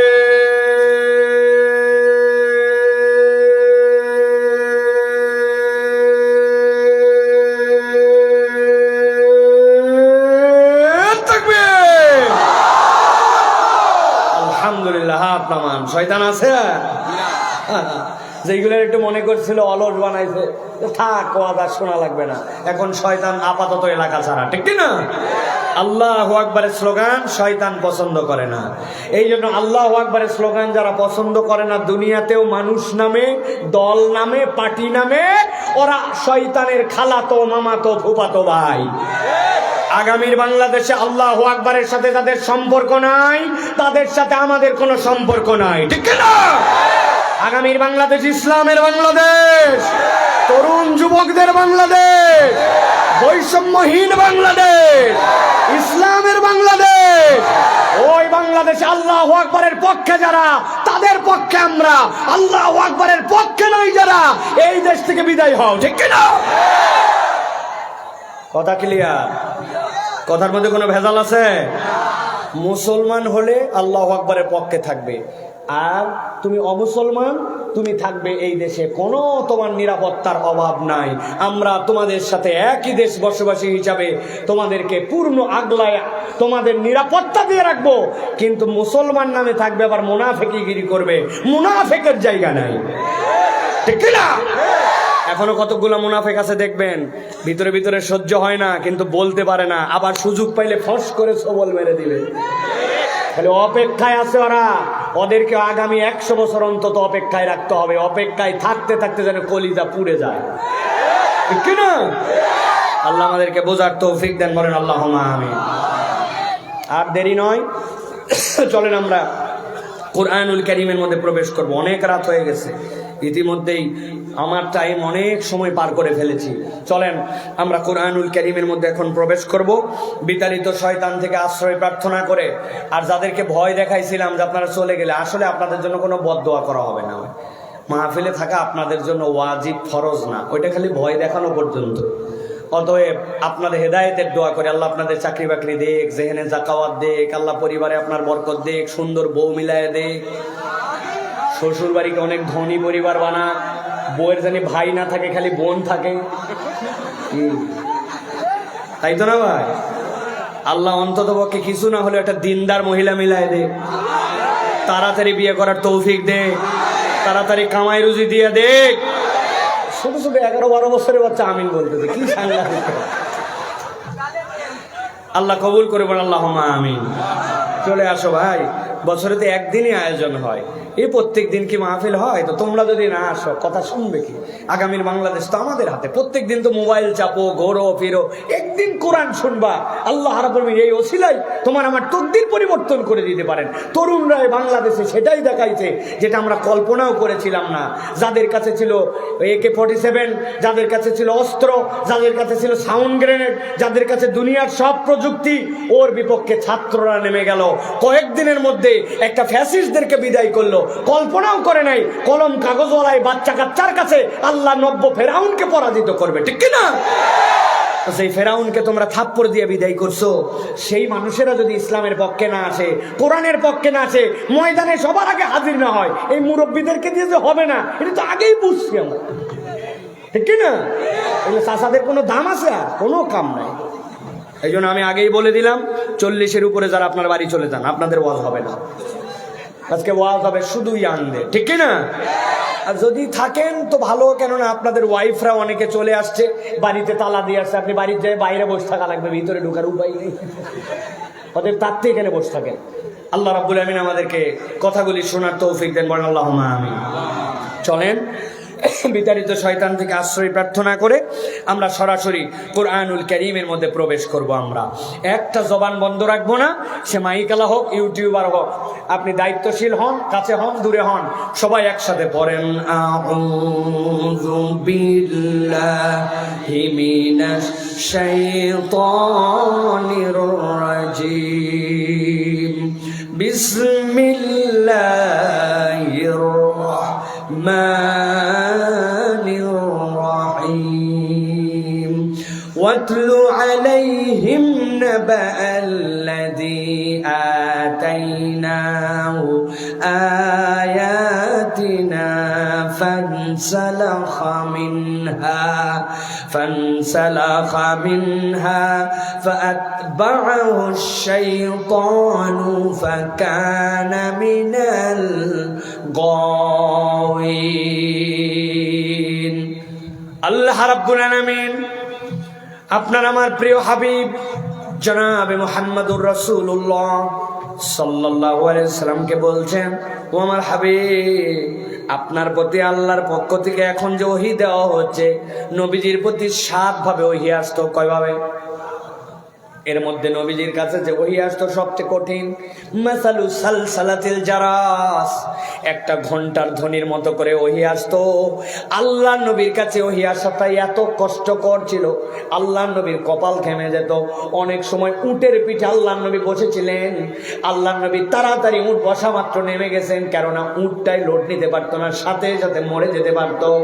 আল্লাহ নবীর প্রতি যত ওহী আসছে সবচেয়ে কঠিন ওহী হচ্ছে মাসালু সালসালাতিল জারাস। আল্লাহ বলছেন, আমার হাবিব, আপনার প্রতি এখন যে ওহী আসতেছে, আপনাকে নির্দেশ দেওয়া হচ্ছে ওয়াতলু আলাইহিম, আপনি এটা তেলাওয়াত করে দিবেন। কেন আল্লাহর নবীর কাছে এই ভাষায় আল্লাহ রাব্বুল আমিন বললেন ওয়াতলু আলাইহিম? এইটার ব্যাখ্যা করেছেন মুফাসসিররা। তারা বলছেন, খানায় কাবা যখন আল্লাহ নবী ইব্রাহিম আলাইহিস সালাম আল্লাহর নির্দেশে তৈরি করলেন, গভীর মনোযোগ, আল্লাহ নবী ইব্রাহিম আলাইহিস সালাম খানায় কাবা তৈরি করলেন। ইব্রাহিম আলাইহিস সালামের নাম হচ্ছে খলিলুল্লাহ, আর ইব্রাহিম আলাইহিস সালামকে যিনি হেল্প করলেন তিনি ইসমাঈল, তার নাম জবিহুল্লাহ। দুইজন মিলে যেটা বানাচ্ছিলেন সেইটা ছিল বাইতুল্লাহ। এরপরে আল্লাহর কাছে হাত তুললেন, ওয়া ইয ইয়ারফাউ ইব্রাহিমুল কওয়াইদা মিনাল বাইতি ওয়া ইসমাঈল, এই রব, আমি এই খানায় কাবার প্রাচীর তুললাম, তুমি এইটা কবুল করো। এই দোয়া ইব্রাহিম আলাইহিস সালাম করেছেন। কিন্তু আল্লাহ রাব্বুল আমিন ইব্রাহিম আলাইহিস সালামের অন্তরের মধ্যে আরেকটা দোয়া ঢেলে দিলেন, কিভাবে এই খানায় কাবা আবাদ থাকবে ওই দোয়াটা করেন। ইব্রাহিম আলাইহিস সালাম দোয়া করলেন, রব্বানা ওয়াবআথ ফীহিম রাসূলাম মিনহুম ইয়াতলু আলাইহিম আয়াতিক ওয়া ইউযাক্কিহিম ওয়া ইউআল্লিমুহুমুল কিতাবা ওয়াল হিকমা। আল্লাহর নবী খলিলুল্লাহ দোয়া করতেছেন, সাথে সাথে আমিন বলতেছেন জবিহুল্লাহ। জায়গাটার নাম বাইতুল্লাহ, যার জন্য দোয়া করা হচ্ছে তিনি আল্লাহর হাবিব, হাবিবুল্লাহ। দোয়া করতেছেন কে? খলিলুল্লাহ বলেন। আমিন বলে কে? জাবিহুল্লাহ। জায়গা যেটা ওইটা কি? বাইতুল্লাহ। যার জন্য দোয়া করতেছেন তিনি কে? হাবিবুল্লাহ। আল্লাহ বলছেন কবুল হয়ে গেছে, কবুল হয়ে গেছে। যান, আপনার বড় সন্তান ইসমাইল, কিন্তু এরপরে দিছি ইসহাককে। ইসহাক থেকে কত পয়গম্বর আসছে আল্লাহ ছাড়া কেউ বলতে পারবে না। কিন্তু যত পয়গম্বর আসুক, আম্বিয়া আসুক, নবী আসুক, রাসূল আসুক, ইসমাঈল আলাইহিস সালাম থেকে এমন একজন পয়গম্বর দিলাম, উনি খাতামুন নবীন, ইমামুল মুরসালিন, সাইয়্যিদুল কাউনাইন, আপনার আমার নবী মুহাম্মদুর রাসূলুল্লাহ, একজন দিয়ে সকল পয়গম্বরের ইমামত দিয়ে দিলাম। সুবহানাল্লাহ। আল্লাহ বলছেন ওই যে ইব্রাহিম দোয়া করলো, ওয়াতলু আলাইহিম, আমি আল্লাহ আপনাকে বললাম ওয়াতলু আলাইহিম, আপনি আপনার উম্মতের কাছে তেলাওয়াত করেন। কি তেলাওয়াত করবেন? নাবা আল্লাযী, এমন একটা সংবাদ, আল্লাযী আতাইনাহু আয়াতিনা, যাকে আল্লাহর পক্ষ থেকে আয়াত দেওয়া হয়েছিল, নিদর্শন দেওয়া হয়েছিল। আব্দুল্লাহ ইবনে মাসউদ বলতেছেন, কার কথা এখানে বলা হয়েছে জানো? ওই ব্যক্তির নাম ছিল বালআম ইবনে আবার। বালআম ইবনে আবারের বাড়ি কোথায়? মিশরে। কোন জনপদের মানুষ? ফেরাউনের সময়ের মানুষ। কেন আল্লাহ বললেন নবীকে তার কথা আপনি আপনার উম্মতকে বলেন? কি এমন ভিআইপি সে? আব্দুল্লাহ ইবনে মাসউদ বলতেছেন, ওই ব্যক্তি এমন ব্যক্তি ছিল, আল্লাহর কাছে কেবল হাত তুলে বলতো, রব্বুল আমিন আমার এইটা লাগবে, উমুকে আমার কাছে দোয়া চেয়েছে, এই বিষয়ে আমি তোমার কাছে আরজি দিলাম। বলতে দেরি ওই ব্যক্তির দোয়া কবুল হতে এক মুহূর্ত লাগতো না। আল্লাহ তাকে মুস্তাজাবুদ দাওয়া বানাইছিলেন। সুবহানাল্লাহ। আমাদের উম্মতের মধ্যেও আছে। নবীজি বলছেন দেখতে তাকে ভালো লাগে না, তার চেহারাটা ধুলা মলিন, কেউ সমাজে তাকে মূল্যায়ন করে না। লাউ আবাররা, আল্লাহ নবী বলছেন যদি সে আল্লাহর কাছে কিছু বলে, কসম করে, আল্লাহ অবশ্যই অবশ্যই তার দোয়া কবুল করে নেন। তোমরা চেনো না, কিন্তু চেনে কে? আব্দুল্লাহ ইবনে আহমদ ইবনে হাম্বল একবার মদিনা থেকে রওনা করেছেন, মিশরে আসছেন একটা ছোট্ট হাদিসের রেওয়ায়েত নেওয়ার জন্য। রেওয়ায়েতটা মুসালসাল কিনা, মুতাওয়াতির কিনা, মুস্তাফিজ হাদিস হচ্ছে কিনা, এইটার জন্য উনি মদিনা থেকে সফর করে আসছেন। যুগ শ্রেষ্ঠ মুহাদ্দিস। আসার পরে মিশরের মসজিদের মধ্যে এশার নামাজে ওই রাবির জন্য অপেক্ষা করেছেন। ওই রাবি সেই দিন এশার নামাজের পরে মসজিদে আসেন না। এত লম্বা সফর করে আসার পরে মরুভূমির রাত, শীতের রাত, সেই দিন কোথায় যাবেন মনে করে আহমদ ইবনে হাম্বল মসজিদের মধ্যে অপেক্ষা করছেন। ফজর হলে ওই রেওয়ায় রাবি আসবেন, তার কাছে নবীর একটা হাদিসের রেওয়ায়েত আছে, ওইটা শুনে আবার মদিনায় যাব। কিন্তু এশার নামাজের পরে পরে মুয়াজ্জিন এসে বলছে, মসজিদের মধ্যে আমাদের রাত্রে থাকার নিয়ম নাই, আপনি মেহেরবানি করে মসজিদ থেকে বাহিরে চলে যেতে হবে। এই কথা শুনে আহমদ ইবনে হাম্বলকে তো চিনে না, বেরিয়ে গেছেন। যাওয়ার পরে মসজিদের পাশেই একটা দেখেন তাকায়া দূরে দেখা যায় কোথায় যেন একটু আগুন জ্বলে। চিন্তা করছেন অন্তত আগুনের পাশে গেলে আমার কিছু গরম লাগবে, অন্তত শীত কম লাগবে। যে অপেক্ষা করতেছেন, যে দেখেন ওইটা হচ্ছে একটা রুটির দোকান। একটা যুবক ছেলে যে রুটি বানায়, রুটি বেলে, রুটি সার্ভিস দেয়, কিন্তু ওই ছেলেটা ওই জায়গাতে কাজ করে, আর কোনো কর্মচারী নাই। ওই লোকটা খেয়াল করে আহমদ ইবনে হাম্বল দেখেছেন, যে কাজে করে না কেন তার ঠোঁটটা সব সময় বিড়বিড় করে নড়ে। দীর্ঘ অপেক্ষার পরে আহমদ ইবনে হাম্বল কৌতূহল বশত বলছেন, ও যুবক, কি পড়ো তুমি? হাফেজে কোরআন নাকি? সব সময় দেখি তোমার ঠোঁট নড়ে, রুটি বেলার সময়, বানানোর সময়, সার্ভিসের সময়, ব্যাপার কি? বলে, মুসাফির। আপনি তাহলে খেয়াল করেছেন, যেহেতু বলতে আপত্তি কোথায়, আমি সব সময় আল্লাহর কাছে ইস্তেগফার করি, আস্তাগফিরুল্লাহাল আযীম আল্লাযী আতুবু ইলাইহি, এইটার জন্য আমার ঠোঁট নড়ে। আর পথিক, আপনি যেহেতু জিজ্ঞাসাই করেছেন, আপনাকে বলতে চাই, এই যে সব সময় ইস্তেগফার করি আমি, এটার ফজিলত কি জানেন? আমি আমার আল্লাহর কাছে যা দোয়া করি, যা চাই, রব্বুল আমিন তাই আমাকে দান করে দেন। যুবক বলছে, তবে মুসাফির একটা কথা বাড়াবাড়ি বলে ফেলছি। কি বাড়াবাড়ি করছি? বলে, সব দোয়া আল্লাহর কাছে করেছি, এখন পর্যন্ত কবুল, তবে জীবনে আমার একটা দোয়া এখন পর্যন্ত কবুল হয় নাই।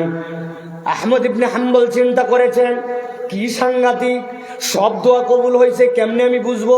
আবার বলতেছে একটা দোয়া কবুল হয় নাই, সেটাও আবার বলতেছে। কিছুটা হলেও তখন তার মনের মধ্যে আস্থা আসছে। জিজ্ঞাসা করছেন, কোন দোয়া তোমার কবুল হলো না? যুবক বলতেছে, মুসাফির, বড় মনের মধ্যে দুঃখ, আমার মা অসুস্থ বাড়িতে। ওই মা অসুস্থ, যেটা তার শারীরিক অসুস্থতা নয়, তার বয়স হয়ে গেছে, বৃদ্ধ হয়ে গেছেন, ওই বার্ধক্যজনিত তার অসুস্থতা। তিনি নিজের কাজ নিজে করতে পারেন না, গোসল করতে পারেন না, খাইতে পারেন না, আমাকে খাওয়াতে হয়, আমাকে তার সর্বক্ষণিক দেখভাল করতে হয়। আমি এই দোকানের বাইরে বেশিরভাগ সময় মার কাছে থাকি, কেননা মার কাছে দেখার মতো আর কেউ নাই। বিয়ে করো নাই? না, এখনো বিয়ে করি নাই। তোমার এই মার অসুস্থতার বার্ধক্যে তোমাকে কোন দোয়া কবুল করানো না? বলতেছে, ওই মায়ের কারণে আমি সফর করে মদিনায় যেতে পারি না। আমার জীবনে একটা শখ, যুগশ্রেষ্ঠ একজন আলেম আছেন, আল্লাহর নবীর হাদিসের একজন অনন্য খাদেম আছেন, আমাদের অঞ্চলেও তার নাম জানা, বহু লোক তার কাছ থেকে হাদিস শিখে আসছে। তিনি হচ্ছেন আহমদ ইবনে হাম্বল। জীবনে একবার তার হাতে মোসাফা করে একটু দেখা করবো। আহমদ ইবনে হাম্বল দাঁড়ায় গেছেন। একটু আগে বলছিল সব দোয়া কবুল হয়, আবার বলছে একটা দোয়া কবুল হয় নাই। বিশ্বাস অবিশ্বাসের দোলা চলছিল, কিন্তু যেই নাই কথা বলেছে, সাথে সাথে আহমদ ইবনে হাম্বল দাঁড়ায়, চিৎকার দিয়ে উঠছে আল্লাহু আকবার। বলে, মুসাফির, আপনি এরকম করলেন কেন? সাথে সাথে আহমদ ইবনে হাম্বল বলছেন, যুবক, তুমি কি জানো যেই কথা তুমি বলেছ? তুমি বলছো একটা দোয়া তোমার কবুল হয় না, কিন্তু এখন আমি শিওর তুমি যে আমল করো ওই দোয়ায় তোমার সেই দোয়া কবুল। বলে, কেমনে কেমনে কেমনে বুঝলাম না। বলে, এতদিন পর্যন্ত তো আল্লাহর কাছে দোয়া করেছিলে, আল্লাহ তোমাকে সফর করে যেন আহমদ ইবনে হাম্বলের কাছে নিয়ে যান, কিন্তু আল্লাহ তোর আমল এত পছন্দ করেছেন, এমন কবুল করেছেন, এই শীতের রাত্রে রুটির দোকানে আল্লাহ আহমদ ইবনে হাম্বলকে তোর সামনে হাজির করেছেন। আমি সে আব্দুল্লাহ ইবনে মাসউদ বলছেন, লোকটার নাম বালাম ইবনে আবার, মনে আছে তো? ফেরাউনের সময়ের বাড়ি, যা দোয়া করে কবুল হয়। ফেরাউনের লোকেরা যে বলল, সমাজে মুসা নামে একজন আসছে, ফিতনা করতেছে, নানান ঝামেলা করতেছে, তুমি তার বিপক্ষে বদদোয়া করো। সাথে সাথে সে বলল, না, আমিও শুনছি এই লোকের কিছু কিছু কার্যকলাপ, যেই কারণে আমি বদদোয়া করতে পারবো না। এইগুলা কাজ অনেক পয়গম্বরের মাধ্যম দিয়ে প্রকাশ পায়। পগলের মধ্যে হাত দেয়, বের করে আলো জ্বলে, হাত ঢুকায়, আলো বন্ধ হয়ে যায়। যখন মেষ চড়ায়, মেষের পাশে একটা লাঠি গেড়ে দিয়ে রাখে, ওই লোক ঘুমায় যায়। কিন্তু ঘুমালে জাদুকরের জাদু নষ্ট হয়ে যায়। কিন্তু কোনো মেষ যদি পালের থেকে বের হয়ে যায়, সাথে সাথে ওই লাঠি একাই উঠে পিটায় পিটায় ওগুলার ভিতরে নিয়ে আসে। ওই লাঠি দিয়া বাড়ি মারে পাথরের উপরে, পাথর ভেঙে যায়, তার ভিতর থেকে আবার পাথর বের হয়, আবার বাড়ি দেয়, আবার ভেঙে যায়, আবার বাড়ি দেয়, আরেকটা পাথর বের হয়, ওর মধ্যে থেকে একটা ছোট্ট পিপিলিকা বের হয়েছে, ক্ষুদ্রাতি ক্ষুদ্র। সে আল্লাহর কাছে বলতেছে, সেইটা আবার নাকি ওই লোক শুনছে, আমার রব আমাকে খাওয়ায়, আমার রব আমাকে পানাহার করায়, আমার রব আমাকে ভুলে যায় নাই। আল্লাহু আকবার। এই লোক হতেও পারে, এই লোকের বিপক্ষে বদদোয়া করা যাবে না। লোকজন সাথে সাথে বলল, মনে করছেন আমরা আমাদের স্বার্থে আসছি, আপনার স্বার্থে আসছি, আপনার দোয়া কবুল হয় বলেই তো আপনার কাছে আইছি। এখন ওই লোকের দোয়া যদি কবুল হয়, তো মানুষ তো তার কাছেও যাবে, আপনার কাছে যাবে নাকি? একই এলাকায় দুইজন যদি থাকে তো ভাগ হয়ে যাবে। তুমি হাদিয়া তোফা, আপনার খানকা বাঁচানোর জন্যই আমরা আসছি। লোভের মধ্যে পড়ে গেল। আল্লাহর নিদর্শন জানার পরে হাত তুল, আল্লাহ মুসাকে ধ্বংস করে দাও। ইলহাম হয়ে গেল সাথে সাথে, যতদিন দুনিয়ায় বেঁচে থাকবে আর কখনো তোমার কোনো দোয়া কবুল করা হবে না। আল্লাহ বলছেন, আল্লাহ দিয়া তাইনা ও আয়াতিনা, গভীর মনোযোগ। আল্লাহ বলছেন, যাকে আল্লাহর নিদর্শন দেওয়া হয়েছিল, ফান সালাখা মিনহা, ওই লোক জেনে বুঝে আল্লাহ নিদর্শন থেকে সরে গেল।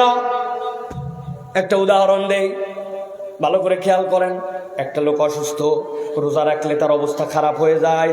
রোজা দু একদিন রেখেও দেখছে জীবন মরণের প্রশ্ন, সেন্সলেস হয়ে যায়, অজ্ঞান হয়ে যায়। এই কারণে ওই লোকটা রোজা খুলে ফেলছে, ওই লোকটা রোজা ভেঙে ফেলছে। বুঝে বলেন তো, এই লোকটা যে রোজা বাদ দিল, এটা কি ইচ্ছায় না অনিচ্ছায়?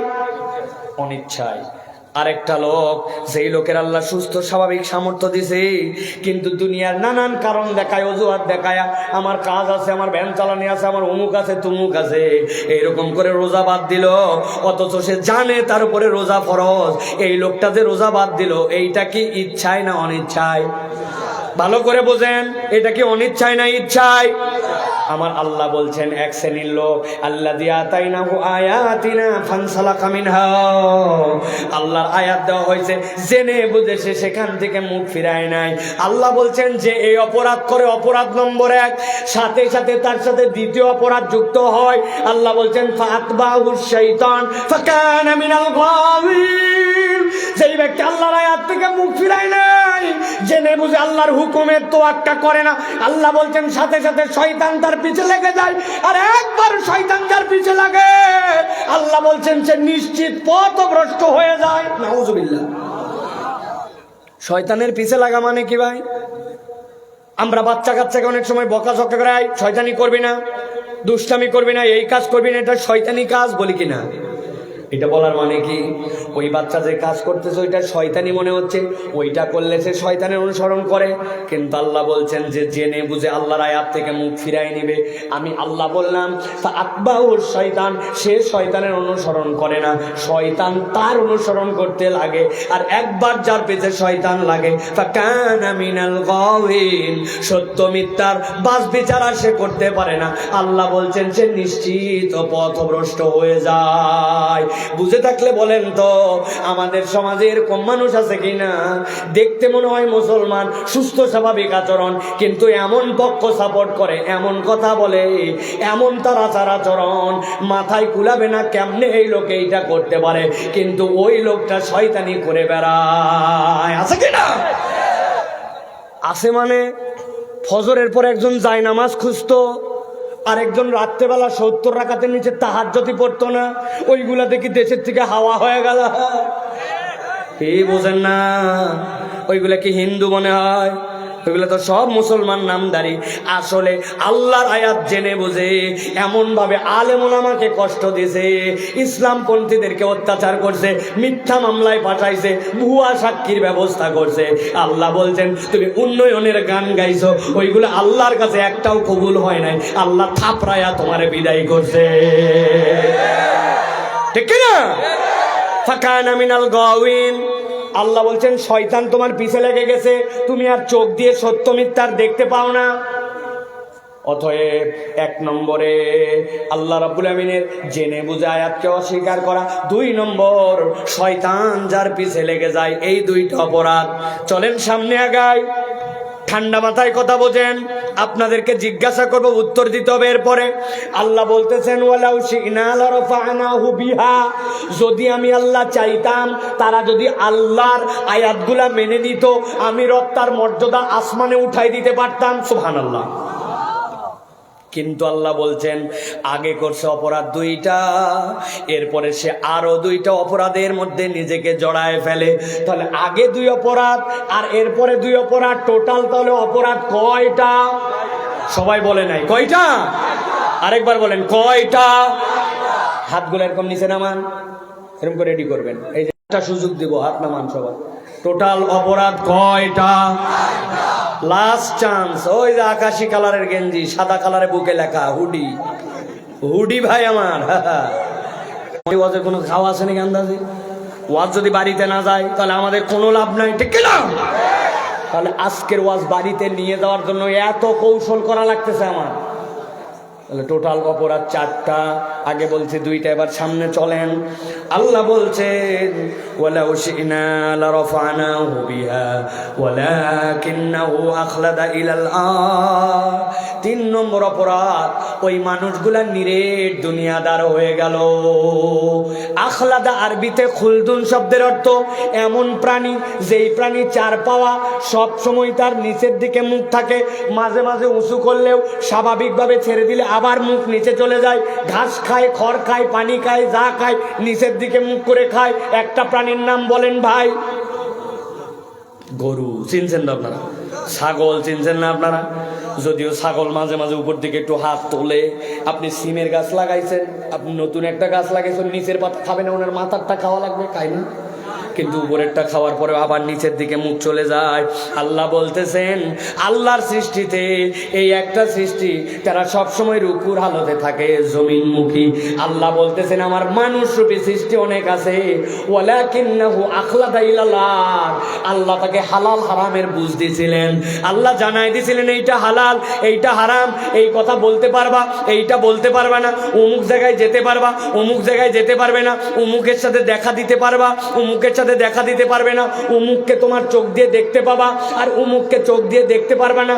আল্লাহর এই বিধানগুলো আল্লাহ জানাই রাখছিলেন, কিন্তু কিচ্ছু বিবেচনা করে নাই। ওয়ালাকিন্নাহু আখলাদা ইলাল্লাহ, নিরেট দুনিয়াদার হয়ে গেছে, হালাল হারাম চিন্তা না করে কেবল মাত্র দুনিয়া ছাড়া আর কিচ্ছু বুঝে না।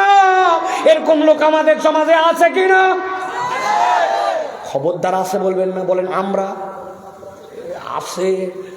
কিসের আছে দেখেন তো, আমি দুই একজনকে চিনাই দেই, চিনতে পারেন কিনা? আপনার খালি নামগুলা বলবেন, আমি গুণগুলা বলে দেই। ঈদের মধ্যে আপনি মৌলভীবাজার গেছেন ভালো শপিং করার জন্য, বড়লেখা গেছেন শপিং করার জন্য, যাওয়ার পরে আপনাকে দেখে দোকানদার বলতেছে আপনার মতো সেনা লোক বলে কেনা দামে দিলেন। আছে না ভাই? বাপ দাদার জন্মে আপনাকে দেখে নাই, অথচ বলতেছে আপনি সেনা লোক। আপনাতে 500 টাকা সাইজ করে দিয়েছে, বলতেছে কেনা দামে দিলাম। আছে কেনা? মাল হালাল, দোকান হালাল, ব্যবসা হালাল, কিন্তু এমন এক কথা বলে দিয়েছে তার ব্যবসা হারাম হয়ে গেছে। দুনিয়ার স্বার্থে ওই হারাম নিতে তার একটুকু দ্বিধা করে না। ঠিক না? ভালো করে বোঝেন, এরকম অনেক লোক আপনি খুঁজে পাবেন দুনিয়ার সাথে হালাল হারামের বাদ বিচার করে না। জমিতে আবাদ করতে চায়, পাশের জমিওয়ালার সাথে জমির আইল আছে, উনি আইল আগে আগে কোদাল মারে কোপায়ে 4 আঙ্গুল জমি ঠেলে, উনি জানে এটা আমার জমি না, তাও একটু জমিটা ঠেলে আগায়। আছে কিনা ভাই? আপনার এলাকাতেও আছে। এরকম বহুত মানুষ আছে, যেই মানুষের কাছে নিরেট দুনিয়াদার, উনি হালাল হারামের চিন্তা করে না। উনার ছেলে আছে মেয়ে আছে, কিন্তু হজে যাওয়ার আগে মেয়েদেরকে জমিতে ঠকায়া ছেলেদেরকে জমি বেশি দিয়া কৌশলে মক্কা শরীফ চলে গেছে। যাওয়ার আগে আবার এটা বড় গরু খাওয়ায় গেছে, এরপরে মক্কা শরীফে যায় আল্লাহর কাছে হাত তুলে দোয়া করে, আল্লাহ। হাজি সাহেবের কান্নাকাটির ঠেলায় কিছু লোক হাসছে ওনার সাথে, যে অনেক হাজি তো কান্নাকাটি করে, কিন্তু এই হাজি এত কাঁদে কেন? দোয়া করতেছে আল্লাহ। হজের থেকে আসার আগে 10 বিঘা জমি ছিল, আল্লাহ আমার 2 মেয়ে 2 ছেলে, কৌশলে মেয়েদেরকে চেন কিনে দিব, আংটি কিনে দিব, এ দিব, মা বিয়েতে তোমাদের অনেক খরচ করছি, এইগুলা কথাবার্তা বলে 2 মেয়েকে 2 বিঘা, বাকি 2 ছেলেকে 8 বিঘা দিয়েছি। আল্লাহ এটা আমার ভুল হয়ে গেছে, খানায় কাবা দেখলে সব দোয়া কবুল হয়, মেহেরবানি করে আল্লাহ তুমি আমাকে মাফ করে দে।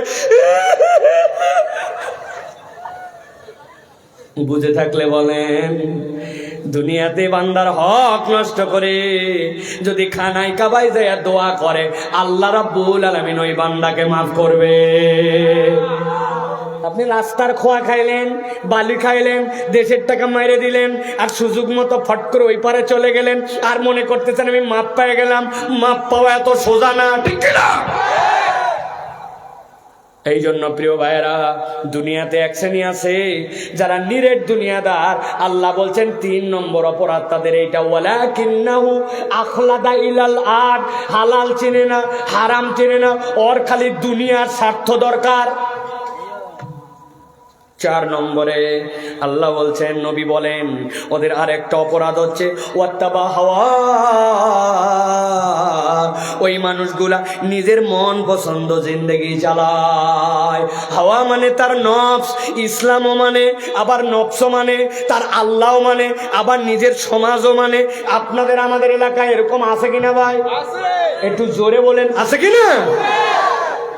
বোঝেন নাই জন্য আছে, জোরে হয় নাই। দেখেন তো এরকম ঘটনা আপনাদের মৌলভীবাজার অঞ্চলে আছে কিনা? ইসলামের বিয়ের বিধান 3টা, এক নম্বর হচ্ছে ইজাবার কবুল, 2 নম্বর হচ্ছে ওয়াতুন নিসা সাদুকাতিহিন্না নিহলা, আপনার দায়িত্ব হচ্ছে মহিলাদেরকে দেনমোহর দিয়ে দেওয়া। 3 নম্বরে ছেলের বাড়িতে এনে অলিমার অনুষ্ঠান করা। আউলিম ওয়ালা বিশাতিন, একটা ছাগলের বাচ্চা দিয়ে হলেও আল্লাহ নবী বলছেন অলিমা করো। ইসলামের বিয়ের আনন্দ ফুর্তি বিনোদন মজা সবের মধ্যে শেষ, কিন্তু মৌলভীবাজার আপনাদের এলাকার বিয়ে কি এইটুকুতেই শেষ? 7 দিন আগের থেকে গান সন্ধ্যা, 3 দিন আগ থেকে হলুদ সন্ধ্যা, 2 দিন আগে মেহেদি সন্ধ্যা।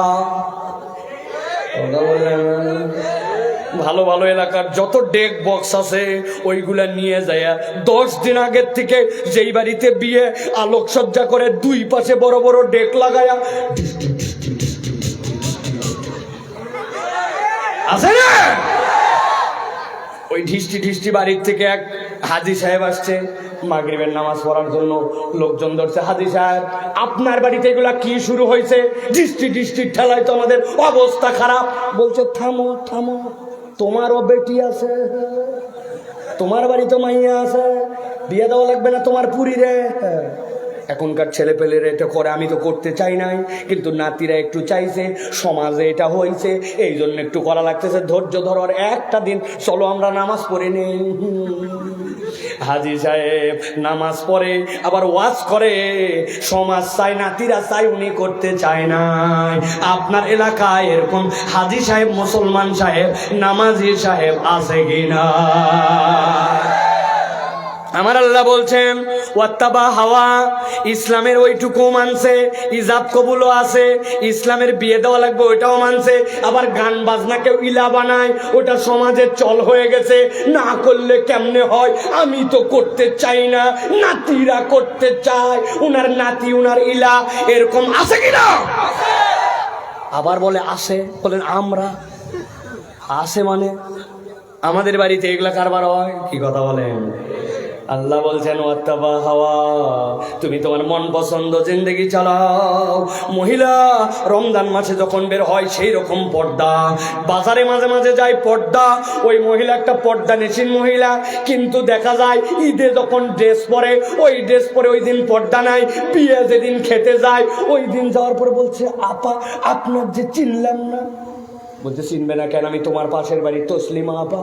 বলছে ওরে আল্লাহ, সারা জীবন পর্দা দেখছি, আজকে আপনাকে কিভাবে চিনবো? মনে হচ্ছে আসমান থেকে হুর পরিণামে আসছে। বলতেছে এলাকার সবচেয়ে দামি বিউটি পার্লার থেকে 2000 টাকা দিয়ে মেকআপ করছি, আজকেও যদি বোরখা পরি তো দেখাবো কবে?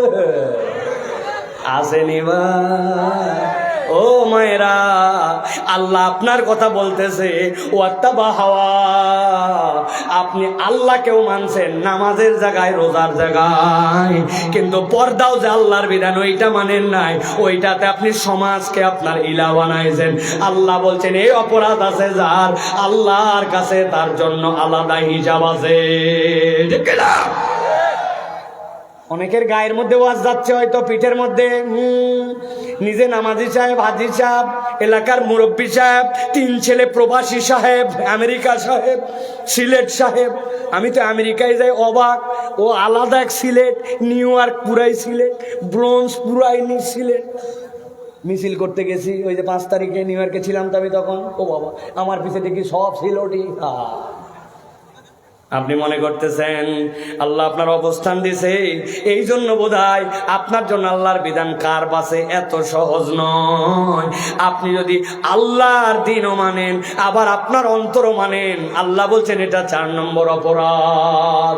অনেক মুরব্বী আছে এখনো দাড়ি রাখে নাই। কি বাবা চাচা ব্যাপার কি, বিয়ে করবেন আরেকটা? দাড়ি রাখলেন না, বলছে তোমার চাচি পছন্দ করেন, আনস্মার্ট লাগে। আপনি যদি বুঝে সুঝে দাড়িকে আনস্মার্ট বলেন, আপনি আপনার নবীকে আনস্মার্ট বলতে পারেন, আপনার ঈমান থেকে আপনি বের হয়ে যেতে পারেন। নাউজুবিল্লাহ বলেন।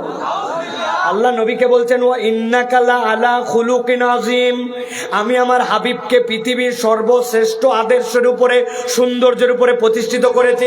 নবীর মুখে দাড়ি ছিল সকল সাহাবী, সকল পয়গম্বর, আর আপনি বলছেন দাড়ি রাখলে আনস্মার্ট লাগে। তাহলে আপনি নবীকে প্রকারান্তরে আনস্মার্ট বলছেন, আপনার ঈমান চলে যেতে পারে। ঠিক না?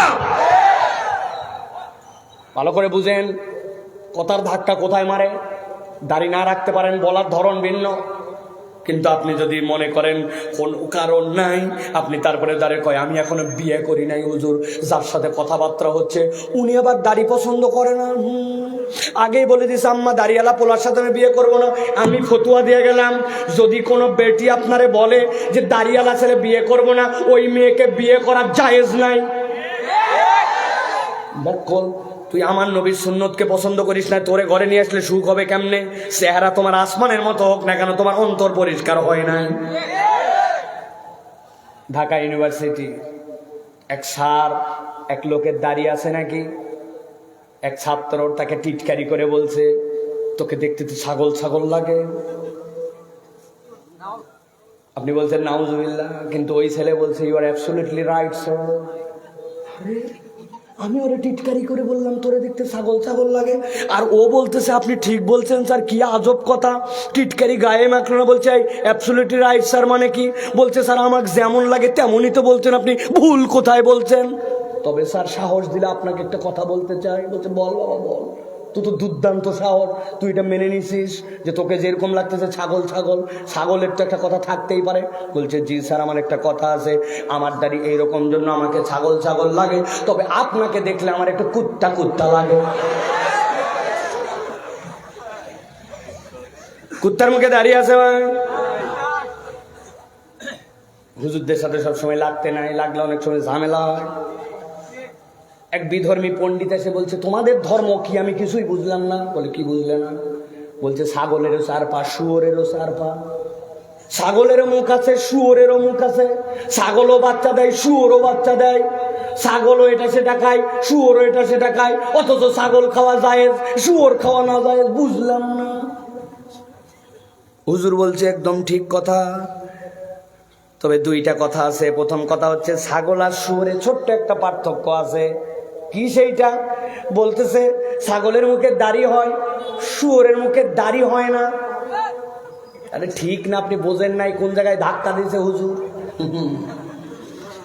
ওই লোকও বুঝতে পারছে, বলছে এটা একটা পার্থক্য হলো নাকি? এটা অত বড় পার্থক্য না, সব ছাগলের দাড়ি হয় না। বলছে হ্যাঁ ঠিক আছে, তবে পুকুরেরও পানি, মিনারেল ওয়াটারেরও পানি, কলেরটাও পানি, আবার আল্লাহ প্রত্যেক দিন আমাদের ট্যাঙ্কি নিচে দিছে নিজের ভিতরে, ওইটাও পানি। ব্যাককল তুই কলের পানি খাস কেন? আল্লাহ তোর নল দিছে, ওইখান থেকে ধরে পানি খাবি। পানি তো সবই পানি। হুজুরের সাথে লাগতে চায় না, ঝামেলা আছে। আল্লাহ বলতেছেন যার মধ্যে 4টা অপরাধ আছে। কয়টা? মিলান, এবার মিলান। 1 নম্বরে জেনে বুঝে আল্লাহর আয়াত অস্বীকার করে, 2 নম্বরে শয়তানের অনুগামী হয়, 3 নম্বরে নিরেট দুনিয়াদার, 4 নম্বরে মন পছন্দ জিন্দেগি চালায়, আল্লাহ কেউ নেয়, আবার তার নিজের যতটুকু খেয়াল হয় ততটুকু ইসলাম পালন করে। আল্লাহ বলছেন এই 4টা অপরাধ যার মধ্যে আছে, নবী জানায় দেন তাদের একটা উদাহরণ আল্লাহর কাছে আছে। কামাসালিল কালব ইন তাহমিল আলাইহি ইয়ালহাস আও তাতরুকহু ইয়ালহাস। আল্লাহ বলতেছেন নবী বলে দেন ওই মানুষগুলার উদাহরণ আল্লাহর কাছে কুকুরের মতো। কার মতো? বললেন না, কার মতো? কামাসালিল কাল। আল্লাহর কাছে ওই ব্যক্তিরা কুত্তার মতো, একটা মুখ বন্ধ থাকবে না। আপনি দাঁড়ায় থাকেন, বসে থাকেন, আসতে বলেন, জোরে বলেন, কিন্তু মুখ দিয়ে বলতে হবে এই 4 অপরাধ যার জিন্দেগিতে আছে আল্লাহর কাছে তারা কার মতো? সবাই বলে নাই, আরেকবার বলেন কার মতো? দাঁড়ায় আছেন বলে কার মতো? চিন্তা করছেন হুজুর কুত্তা এত জোরে বলাচ্ছে। হুজুর যা বলতেছে বুঝে সুঝে, এত জোরে এমনি বলাই নাই, এটা যেন দিলের মধ্যে থাকে। অনেকেই চিন্তা করছেন নিশ্চয় কুকুর একটা খারাপ প্রাণী, বাজে প্রাণী, নোংরা প্রাণী, হারাম প্রাণী, আল্লাহ মনে হয় এই জন্য কুকুরের কথা বলেছেন। জি না, আমি তো 1000 জায়গায় বলি, অনেক সময় মানুষের থেকেও কুত্তা অনেক সময় বিশ্বস্ত হয়, অনেক মানুষের থেকে কুকুর অনেক সময় অনুগত হয়, ঠিক না? আপনি ঠিক বললেও ঠিক, না বললেও ঠিক, আমার কাছে প্রমাণ আছে। আমি একবার এক দোকানে বিকালবেলা চা খেতে বসছি। আমার একটা বদ অভ্যাস বলেন আর সুঅভ্যাস বলেন, এটা আবার সিলেট মৌলভীবাজার অঞ্চলের মানুষের মধ্যে প্রচুর আছে।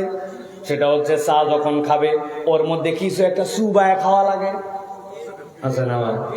চুবানো না কি বলেন, ডুবানো বলেন নাকি বিস্কিট কি বলেন? আপনার সিলেটি ভাষায় কি বলেন? বিস্কুটে কি বলেন? পানি ভিজাইয়া। এই রোমান্টিক ভাষাটা না জানলে তো হবে না। এর মধ্যে ভিজাইয়া খান কি জিও। আমি এখন চায়ের মধ্যে যে বিস্কুট ভিজাইয়া খাবো, উপর দিকে তাকায় দোকানে খুঁজতেছি কি বিস্কুট, তাকায় দেখে একটা এনার্জি 5 টাকা দাম। কয় পিস থাকে? জি না ভাই, 3 পিস। এখন একটা কমাইছে, আপনি জানেন না? কমাই লাইছে। এত বড় বড় চিপসের প্যাকেট, ভিতরে হাওয়া খালি নড়ে ঝমঝম ঝম। কি বেটারা ভিতরের মাল কমাই দিছে, আপনি জানেনই না, অথচ দাম বরাবর, ঠিক না? এখন এই বিস্কুট নামাইছি, নামাই যেই না আমি এখন এর মধ্যে ভিজাবো, যেই না ডুবাইছি, ডুবানো মাত্র করতে এক লোক আসছে। সাইফুল্লাহ ভাই, আপনি এই জায়গায় 5 বছর আপনার ওয়াজ শুনি, এতদিন মোবাইলে দেখছি, আপনাকে দেখে তোমার হাত পা কাঁপতেছে। আমি বললাম ভাই এখন সালাম দেন না আমারে, সালাম দেন। ও ভুলে গেছে, আসসালাম আলাইকুম। আসসালামু আলাইকুম বলার পরে বলছে এত হাত কাঁপাকাঁপি করার দরকার নাই, আপনি আমার পাশে বসেন, একটা চা খান, অন্তত একটা বিস্কুট সুবাইয়া খান, তারপরে দেখা যাবে। অনেক সময় আপনি যাকে মহব্বত করেন ওই মানুষকে পাশে পেলে মানুষের ফিলিংস এরকম হয়, ঠিক না? এখন এই যে লোক, এই লোক আমার কাছে এসে এই যে কথাগুলা বলছে, এই সময়টুকু আমার চায়ের মধ্যে বিস্কুটটা ভিজানো ছিল। 8-10 সেকেন্ড গেছে, এখন বিস্কুটটা উঠায় যেই মুখের কাছে নিব, মুখের কাছে আসার আগে দেখি বিস্কুট অ্যাক্সিডেন্ট করছে। অ্যাক্সিডেন্ট করে নিচে গেছে পইরা। পাশে দেখলাম একটা কুকুর বসা ছিল, কথা নাই বার্তা নাই, উঠে মাথা নিচু করে আমার পাশে চলে আসলো ছুটে এসে। আমি পা সরাতে দেরি, উনি দেখি মুখ নামায় 3 টানে বিস্কুট শেষ। ওই দিনের মতো আমার চা পানি খাওয়া শেষ, বাড়ি চলে গেছে। পরের দিন আবার যখন চা খাওয়ার জন্য আসছি, আসার পরে যেই না ওখানে বসছি, বসার পরে দেখি একটা কুকুর আসছে ভাই, মাথা নিচু করে দিয়া লেজ ডাউন দিয়ে আমার কাছে এসে শুধু এরকম এরকম করে। আমি বললাম ভাই কুকুর সামলান, মাগরিবের নামাজ পড়তে যাবো, মুখের যদি লালা লাগে তাহলে তো মুসিবত, কুকুর সামলান। বলতেছে হুজুর কুকুর আপনাকে ডিস্টার্ব করতে আসে নাই, গতকালকে আপনি ওকে যে বিস্কুট খাওয়াইছিলেন ওইটার কৃতজ্ঞতা জানাতে আজকে সে মাথা নিচু করে লেজ নিচু করে আপনার কাছে আসছে। মৌলভীবাজারের ভাইয়েরা, বুঝে থাকলে মাথা ঠান্ডা করে উত্তর দেন তো, গতকালকে কি এই কুকুরকে আমি বিস্কুট খাওয়াইছিলাম না বিস্কুট পড়ে গেছিল? বুঝেন নাই? খাওয়াইছি না পড়ে গেছে? তাহলে পড়ে যাওয়া বিস্কুট খেয়ে 24 ঘন্টা পরে আমার কাছে কৃতজ্ঞতা জানাতে আসে। আমি তো অনেক সময় বলি দুনিয়াতে অনেক মানুষ পাবেন আপনি হাওলাত দিয়েছেন, তার বিপদের সময় আগায় আসছেন, তারে ঠেলে আগায় নিয়ে চলে গেছেন। যখন সে বড় হয়ে গেছে, টাকা পেয়ে গেছে, যখন তা ইস্টাবলিশ হয়ে গেছে, এরপরে আপনার যখন দরকার, আপনার টাকাটা ব্যাক করা দরকার, আপনার একটু সহযোগিতা দরকার, আপনার একটু বিপদে তাকে পাশে পেতে চান, এখন সে আর আপনাকে চেনে না, আপনার খবর নেয় না, উল্টা আপনাকে ঘুরায়, সুযোগ পাইলে আপনাকে আরো বাঁশ দিয়ে দিবে। এরকম মুসলমানও আছে কিনা? আমার আল্লাহ বলছেন, তাহলে আমি কুকুরের উদাহরণ কেন দিলাম? আল্লাহ বলছেন ফামাসালু কামাসালিল কালব ইন তাহমিল আলাইহি ইয়ালহাস আও তাতরুকু ইয়ালহাস যালিকা মাসালুল কওমিল্লাযীনা কাযাবু বিআয়াতিনা। আমার আল্লাহ বলছেন আমি কুকুরের উদাহরণ এমনি দেই নাই। আমি আল্লাহ বলছি কুকুরের পিঠে তোমরা কেউ বোঝা দাও না, কুকুরকে এমনি বোঝা চাপাও বা না চাপাও, কুকুরের তবিয়ত হলো সব সময় সে হাঁপায়, সব সময় অস্থির থাকে। আরবিতে লাহসুন শব্দের অর্থ জিহ্বা বের করার পরে, জিহ্বা দিয়ে যে রস বের হয়, জিহ্বা বের হওয়ার পরে পিপাসার কারণে যে জিহ্বা বের হয় ওটাকে লাহাস বলে। কুত্তা পিপাসার্থ হলেও জিহ্বা বের হয়ে থাকে, ওর ব্যাপক পানি খাওয়ার পরেও জিহ্বা বের হয়ে থাকে। আল্লাহ বলছেন কেউ যদি জেনে বুঝে আল্লাহর হাত থেকে মুখ ফিরাও, আল্লাহর অনুসরণ না করে শয়তানের অনুগামী হও, নিরেট দুনিয়াদার হও, হালাল হারাম চিনো না। 4 নম্বরে মন পছন্দ জিন্দেগি। আল্লাহ যেভাবে নামাজ পড়তে বলছেন, আল্লাহ তোমাকে মিথ্যা থেকে নিষেধ করছেন, গীবত গিল্লা থেকে পর্দা করতে, ওইগুলা তুমি পরোয়া করো না, তোমার যতটুকু মন চানে ততটুকু ইসলাম পালন করো। আল্লাহ বলছেন আমি নবী জানালাম ওই ব্যক্তিগুলার উদাহরণ দুনিয়া আখিরাতে আল্লাহর কাছে ওই পিপাসার্থ কুকুরের মতো ও জীবনে কোনোদিন দুনিয়াতে স্থিরতা পাবে না, পরকালে যাওয়ার পরেও স্বস্তি পাবে না। মিলাও তরুণ, মিলাও, জীবনের হিসাব মিলাও। তোমার আমার আমাদের জীবন এখন অস্থির জীবন, চাই চাই আরো চাই, কি জন্য চাই তাও জানি না। এক ব্যক্তি 57,000 কোটি টাকা ধোলাই করে ফেলে, সুযোগ পাইলেই অন্যায় করে ফেলে, হালাল হারামের সংমিশ্রণ, কোনো হিসাব নাই। আল্লাহ বলছেন জীবনেও সুখ নাই, শান্তি নাই, স্থিরতা নাই। আপনি এখন ভাবতে পারেন যাই হোক হুজুর আমার জীবনটা দুনিয়ায় চলেই যাচ্ছে, ওই অত অস্থিরতা নাই, টেনশন নাই।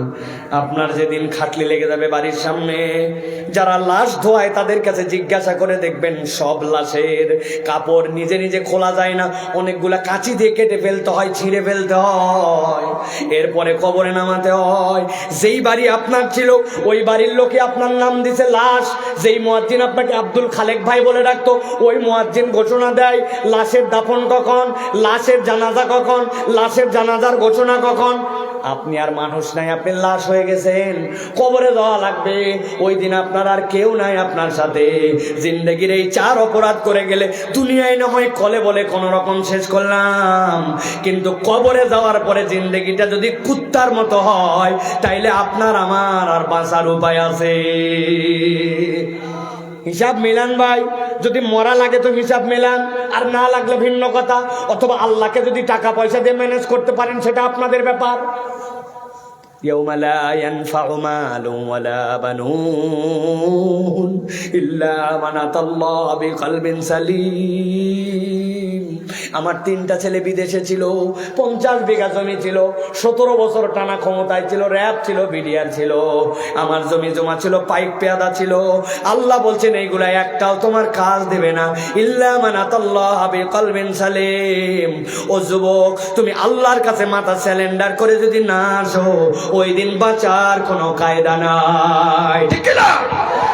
এখন বলেন, যে 4 অপরাধের কথা বলেছি কম বেশি এক এক জনের মধ্যে এক একটা আছে কিনা ভাই? কথা বলতে হবে, আছে কিনা? আমার কথা শেষ। নবীকে আল্লাহ যেভাবে শেষ করতে বলছেন ওইভাবেই শেষ করি। আল্লাহ বলতেছেন, নো আমার হাবিব, আপনাকে বলেছি ওয়াতলু আলাইহিম, এবার আপনি শেষ করেন। ফাকসুসিল কাসাসা লাআল্লাহুম ইয়াতাফাক্কারুন। আপনার উম্মতের কাছে এই ঘটনাটা শুনায় দেন, আশা করা যায় সে চিন্তা ভাবনা করবে। তাহলে আজকের এই আলোচনা আমাদেরকে শিক্ষা দেয় যে ইমানদার চিন্তা ভাবনা করে তার পথ হাঁটবে, ঠিক না? চিন্তা নাই, ভাবনা নাই, আমি আমার মতো ড্যাম কেয়ার, কারো কথা শুনি না, কাউকে গুনি না। আমি মনে করছি একটু আমার ফ্যামিলি এস্টাবলিশ, ইচ্ছা মতো চাইলেই টাকা পাই, আমাকে ধরার কে আছে? আমি আল্লাহও চিনি না, নবীও চিনি না। এই জিন্দেগি যদি হয়, আপনি মানুষ দেখতেছেন, জিন্দেগি আল্লাহ দেখতেছে, এটা আপনার জন্য কুত্তার মতো জীবন। তাহলে আমরা কি কুকুরের জীবন চাই না মানুষের? কথা বলেন, কুকুরের জীবন না মানুষের? আল্লাহকে দেখান। মানুষের জীবন যারা চান আল্লাহকে দেখান, হাত তোলেন। আল্লাহ বলছেন লাআল্লাহুম ইয়াতাফাক্কারুন, এরা চিন্তা করে চলবে। তাহলে চিন্তাশীল মুমিন কি নামাজ ছাড়বে না পড়বে? একটু জোরে বলেন। মিথ্যা কথা বলবে না বাদ দিবে? গালিগালাজ করবে না ছাড়বে? বিড়ি খাওয়া ধরবে না বাদ দিবে? মোবাইলের মধ্যে অসভ্য অশ্লীল জিনিস দেখা, কান দিয়ে গান বাজনা শোনা, এটা করবে না বাদ দিবে? বুঝে বলেন, এটা মানুষের জীবন। আর যদি উল্টাটা হয়, ওটা কুকুরের জীবন, ঠিক না? আল্লাহ বলছেন লাআল্লাহুম ইয়াতাফাক্কারুন, আজকের থেকে আমরা চিন্তা করে চলবো ইনশাআল্লাহ। বলেন আল্লাহুম্মা আমিন, আল্লাহুম্মা আমিন। আল্লাহ আমাদেরকে কবুল করেন। আল্লাহ শেষে একটা ভয় দেখাইছেন। আল্লাহ বলছেন, নবী, সাআ মাসালাল কওমিল্লাযীনা কাযযাবু বিআয়াতিনা ওয়া আনফুসাহুম কানু ইয়াজলিমুন। তবে তাদের কাছে এই কথা শোনায় লাভ নাই যারা আল্লাহর আয়াতকে অস্বীকার করে। ওদেরকে বললেও শুনবে না, না বললেও শুনবে না। তাহলে আমরা আল্লাহর আয়াত মান্যকারী দল, আমরা আল্লাহর আয়াত অস্বীকারী নয়, ঠিক কি না? তাহলে এই আয়াতটা মনে রেখে আমরা আমাদের জীবন চালাবো। আল্লাহ তৌফিক দান করবেন, আল্লাহুম্মা আমিন। আল্লাহ আজকের আয়োজনকে কবুল করেন, বলেন আল্লাহুম্মা আমিন। আল্লাহ প্রতিষ্ঠানকে কবুল করেন, বলেন আল্লাহুম্মা আমিন। যারা আপনারা দান খয়রাত করেছেন, মান্নত করেছেন, আল্লাহ সকলের দান খয়রাত মান্নত, আজকের আয়োজন, প্যান্ডেল, মাইক, লাইট, পোস্টার, আমাদের এখানকার জন্য তাবারক, সবগুলি যারা শরীক হয়েছেন আল্লাহ সকলগুলা কবুল করে নেন, বলেন আল্লাহুম্মা আমিন। ওয়া আখির দাওয়ানা আলহামদুলিল্লাহি রাব্বিল আলামিন। সুবহানাকাল্লাহুম্মা বিহামদিকা আশহাদু আল্লা ইলাহা ইল্লা আনতা আস্তাগফিরুকা ওয়া আতুবু ইলাইক।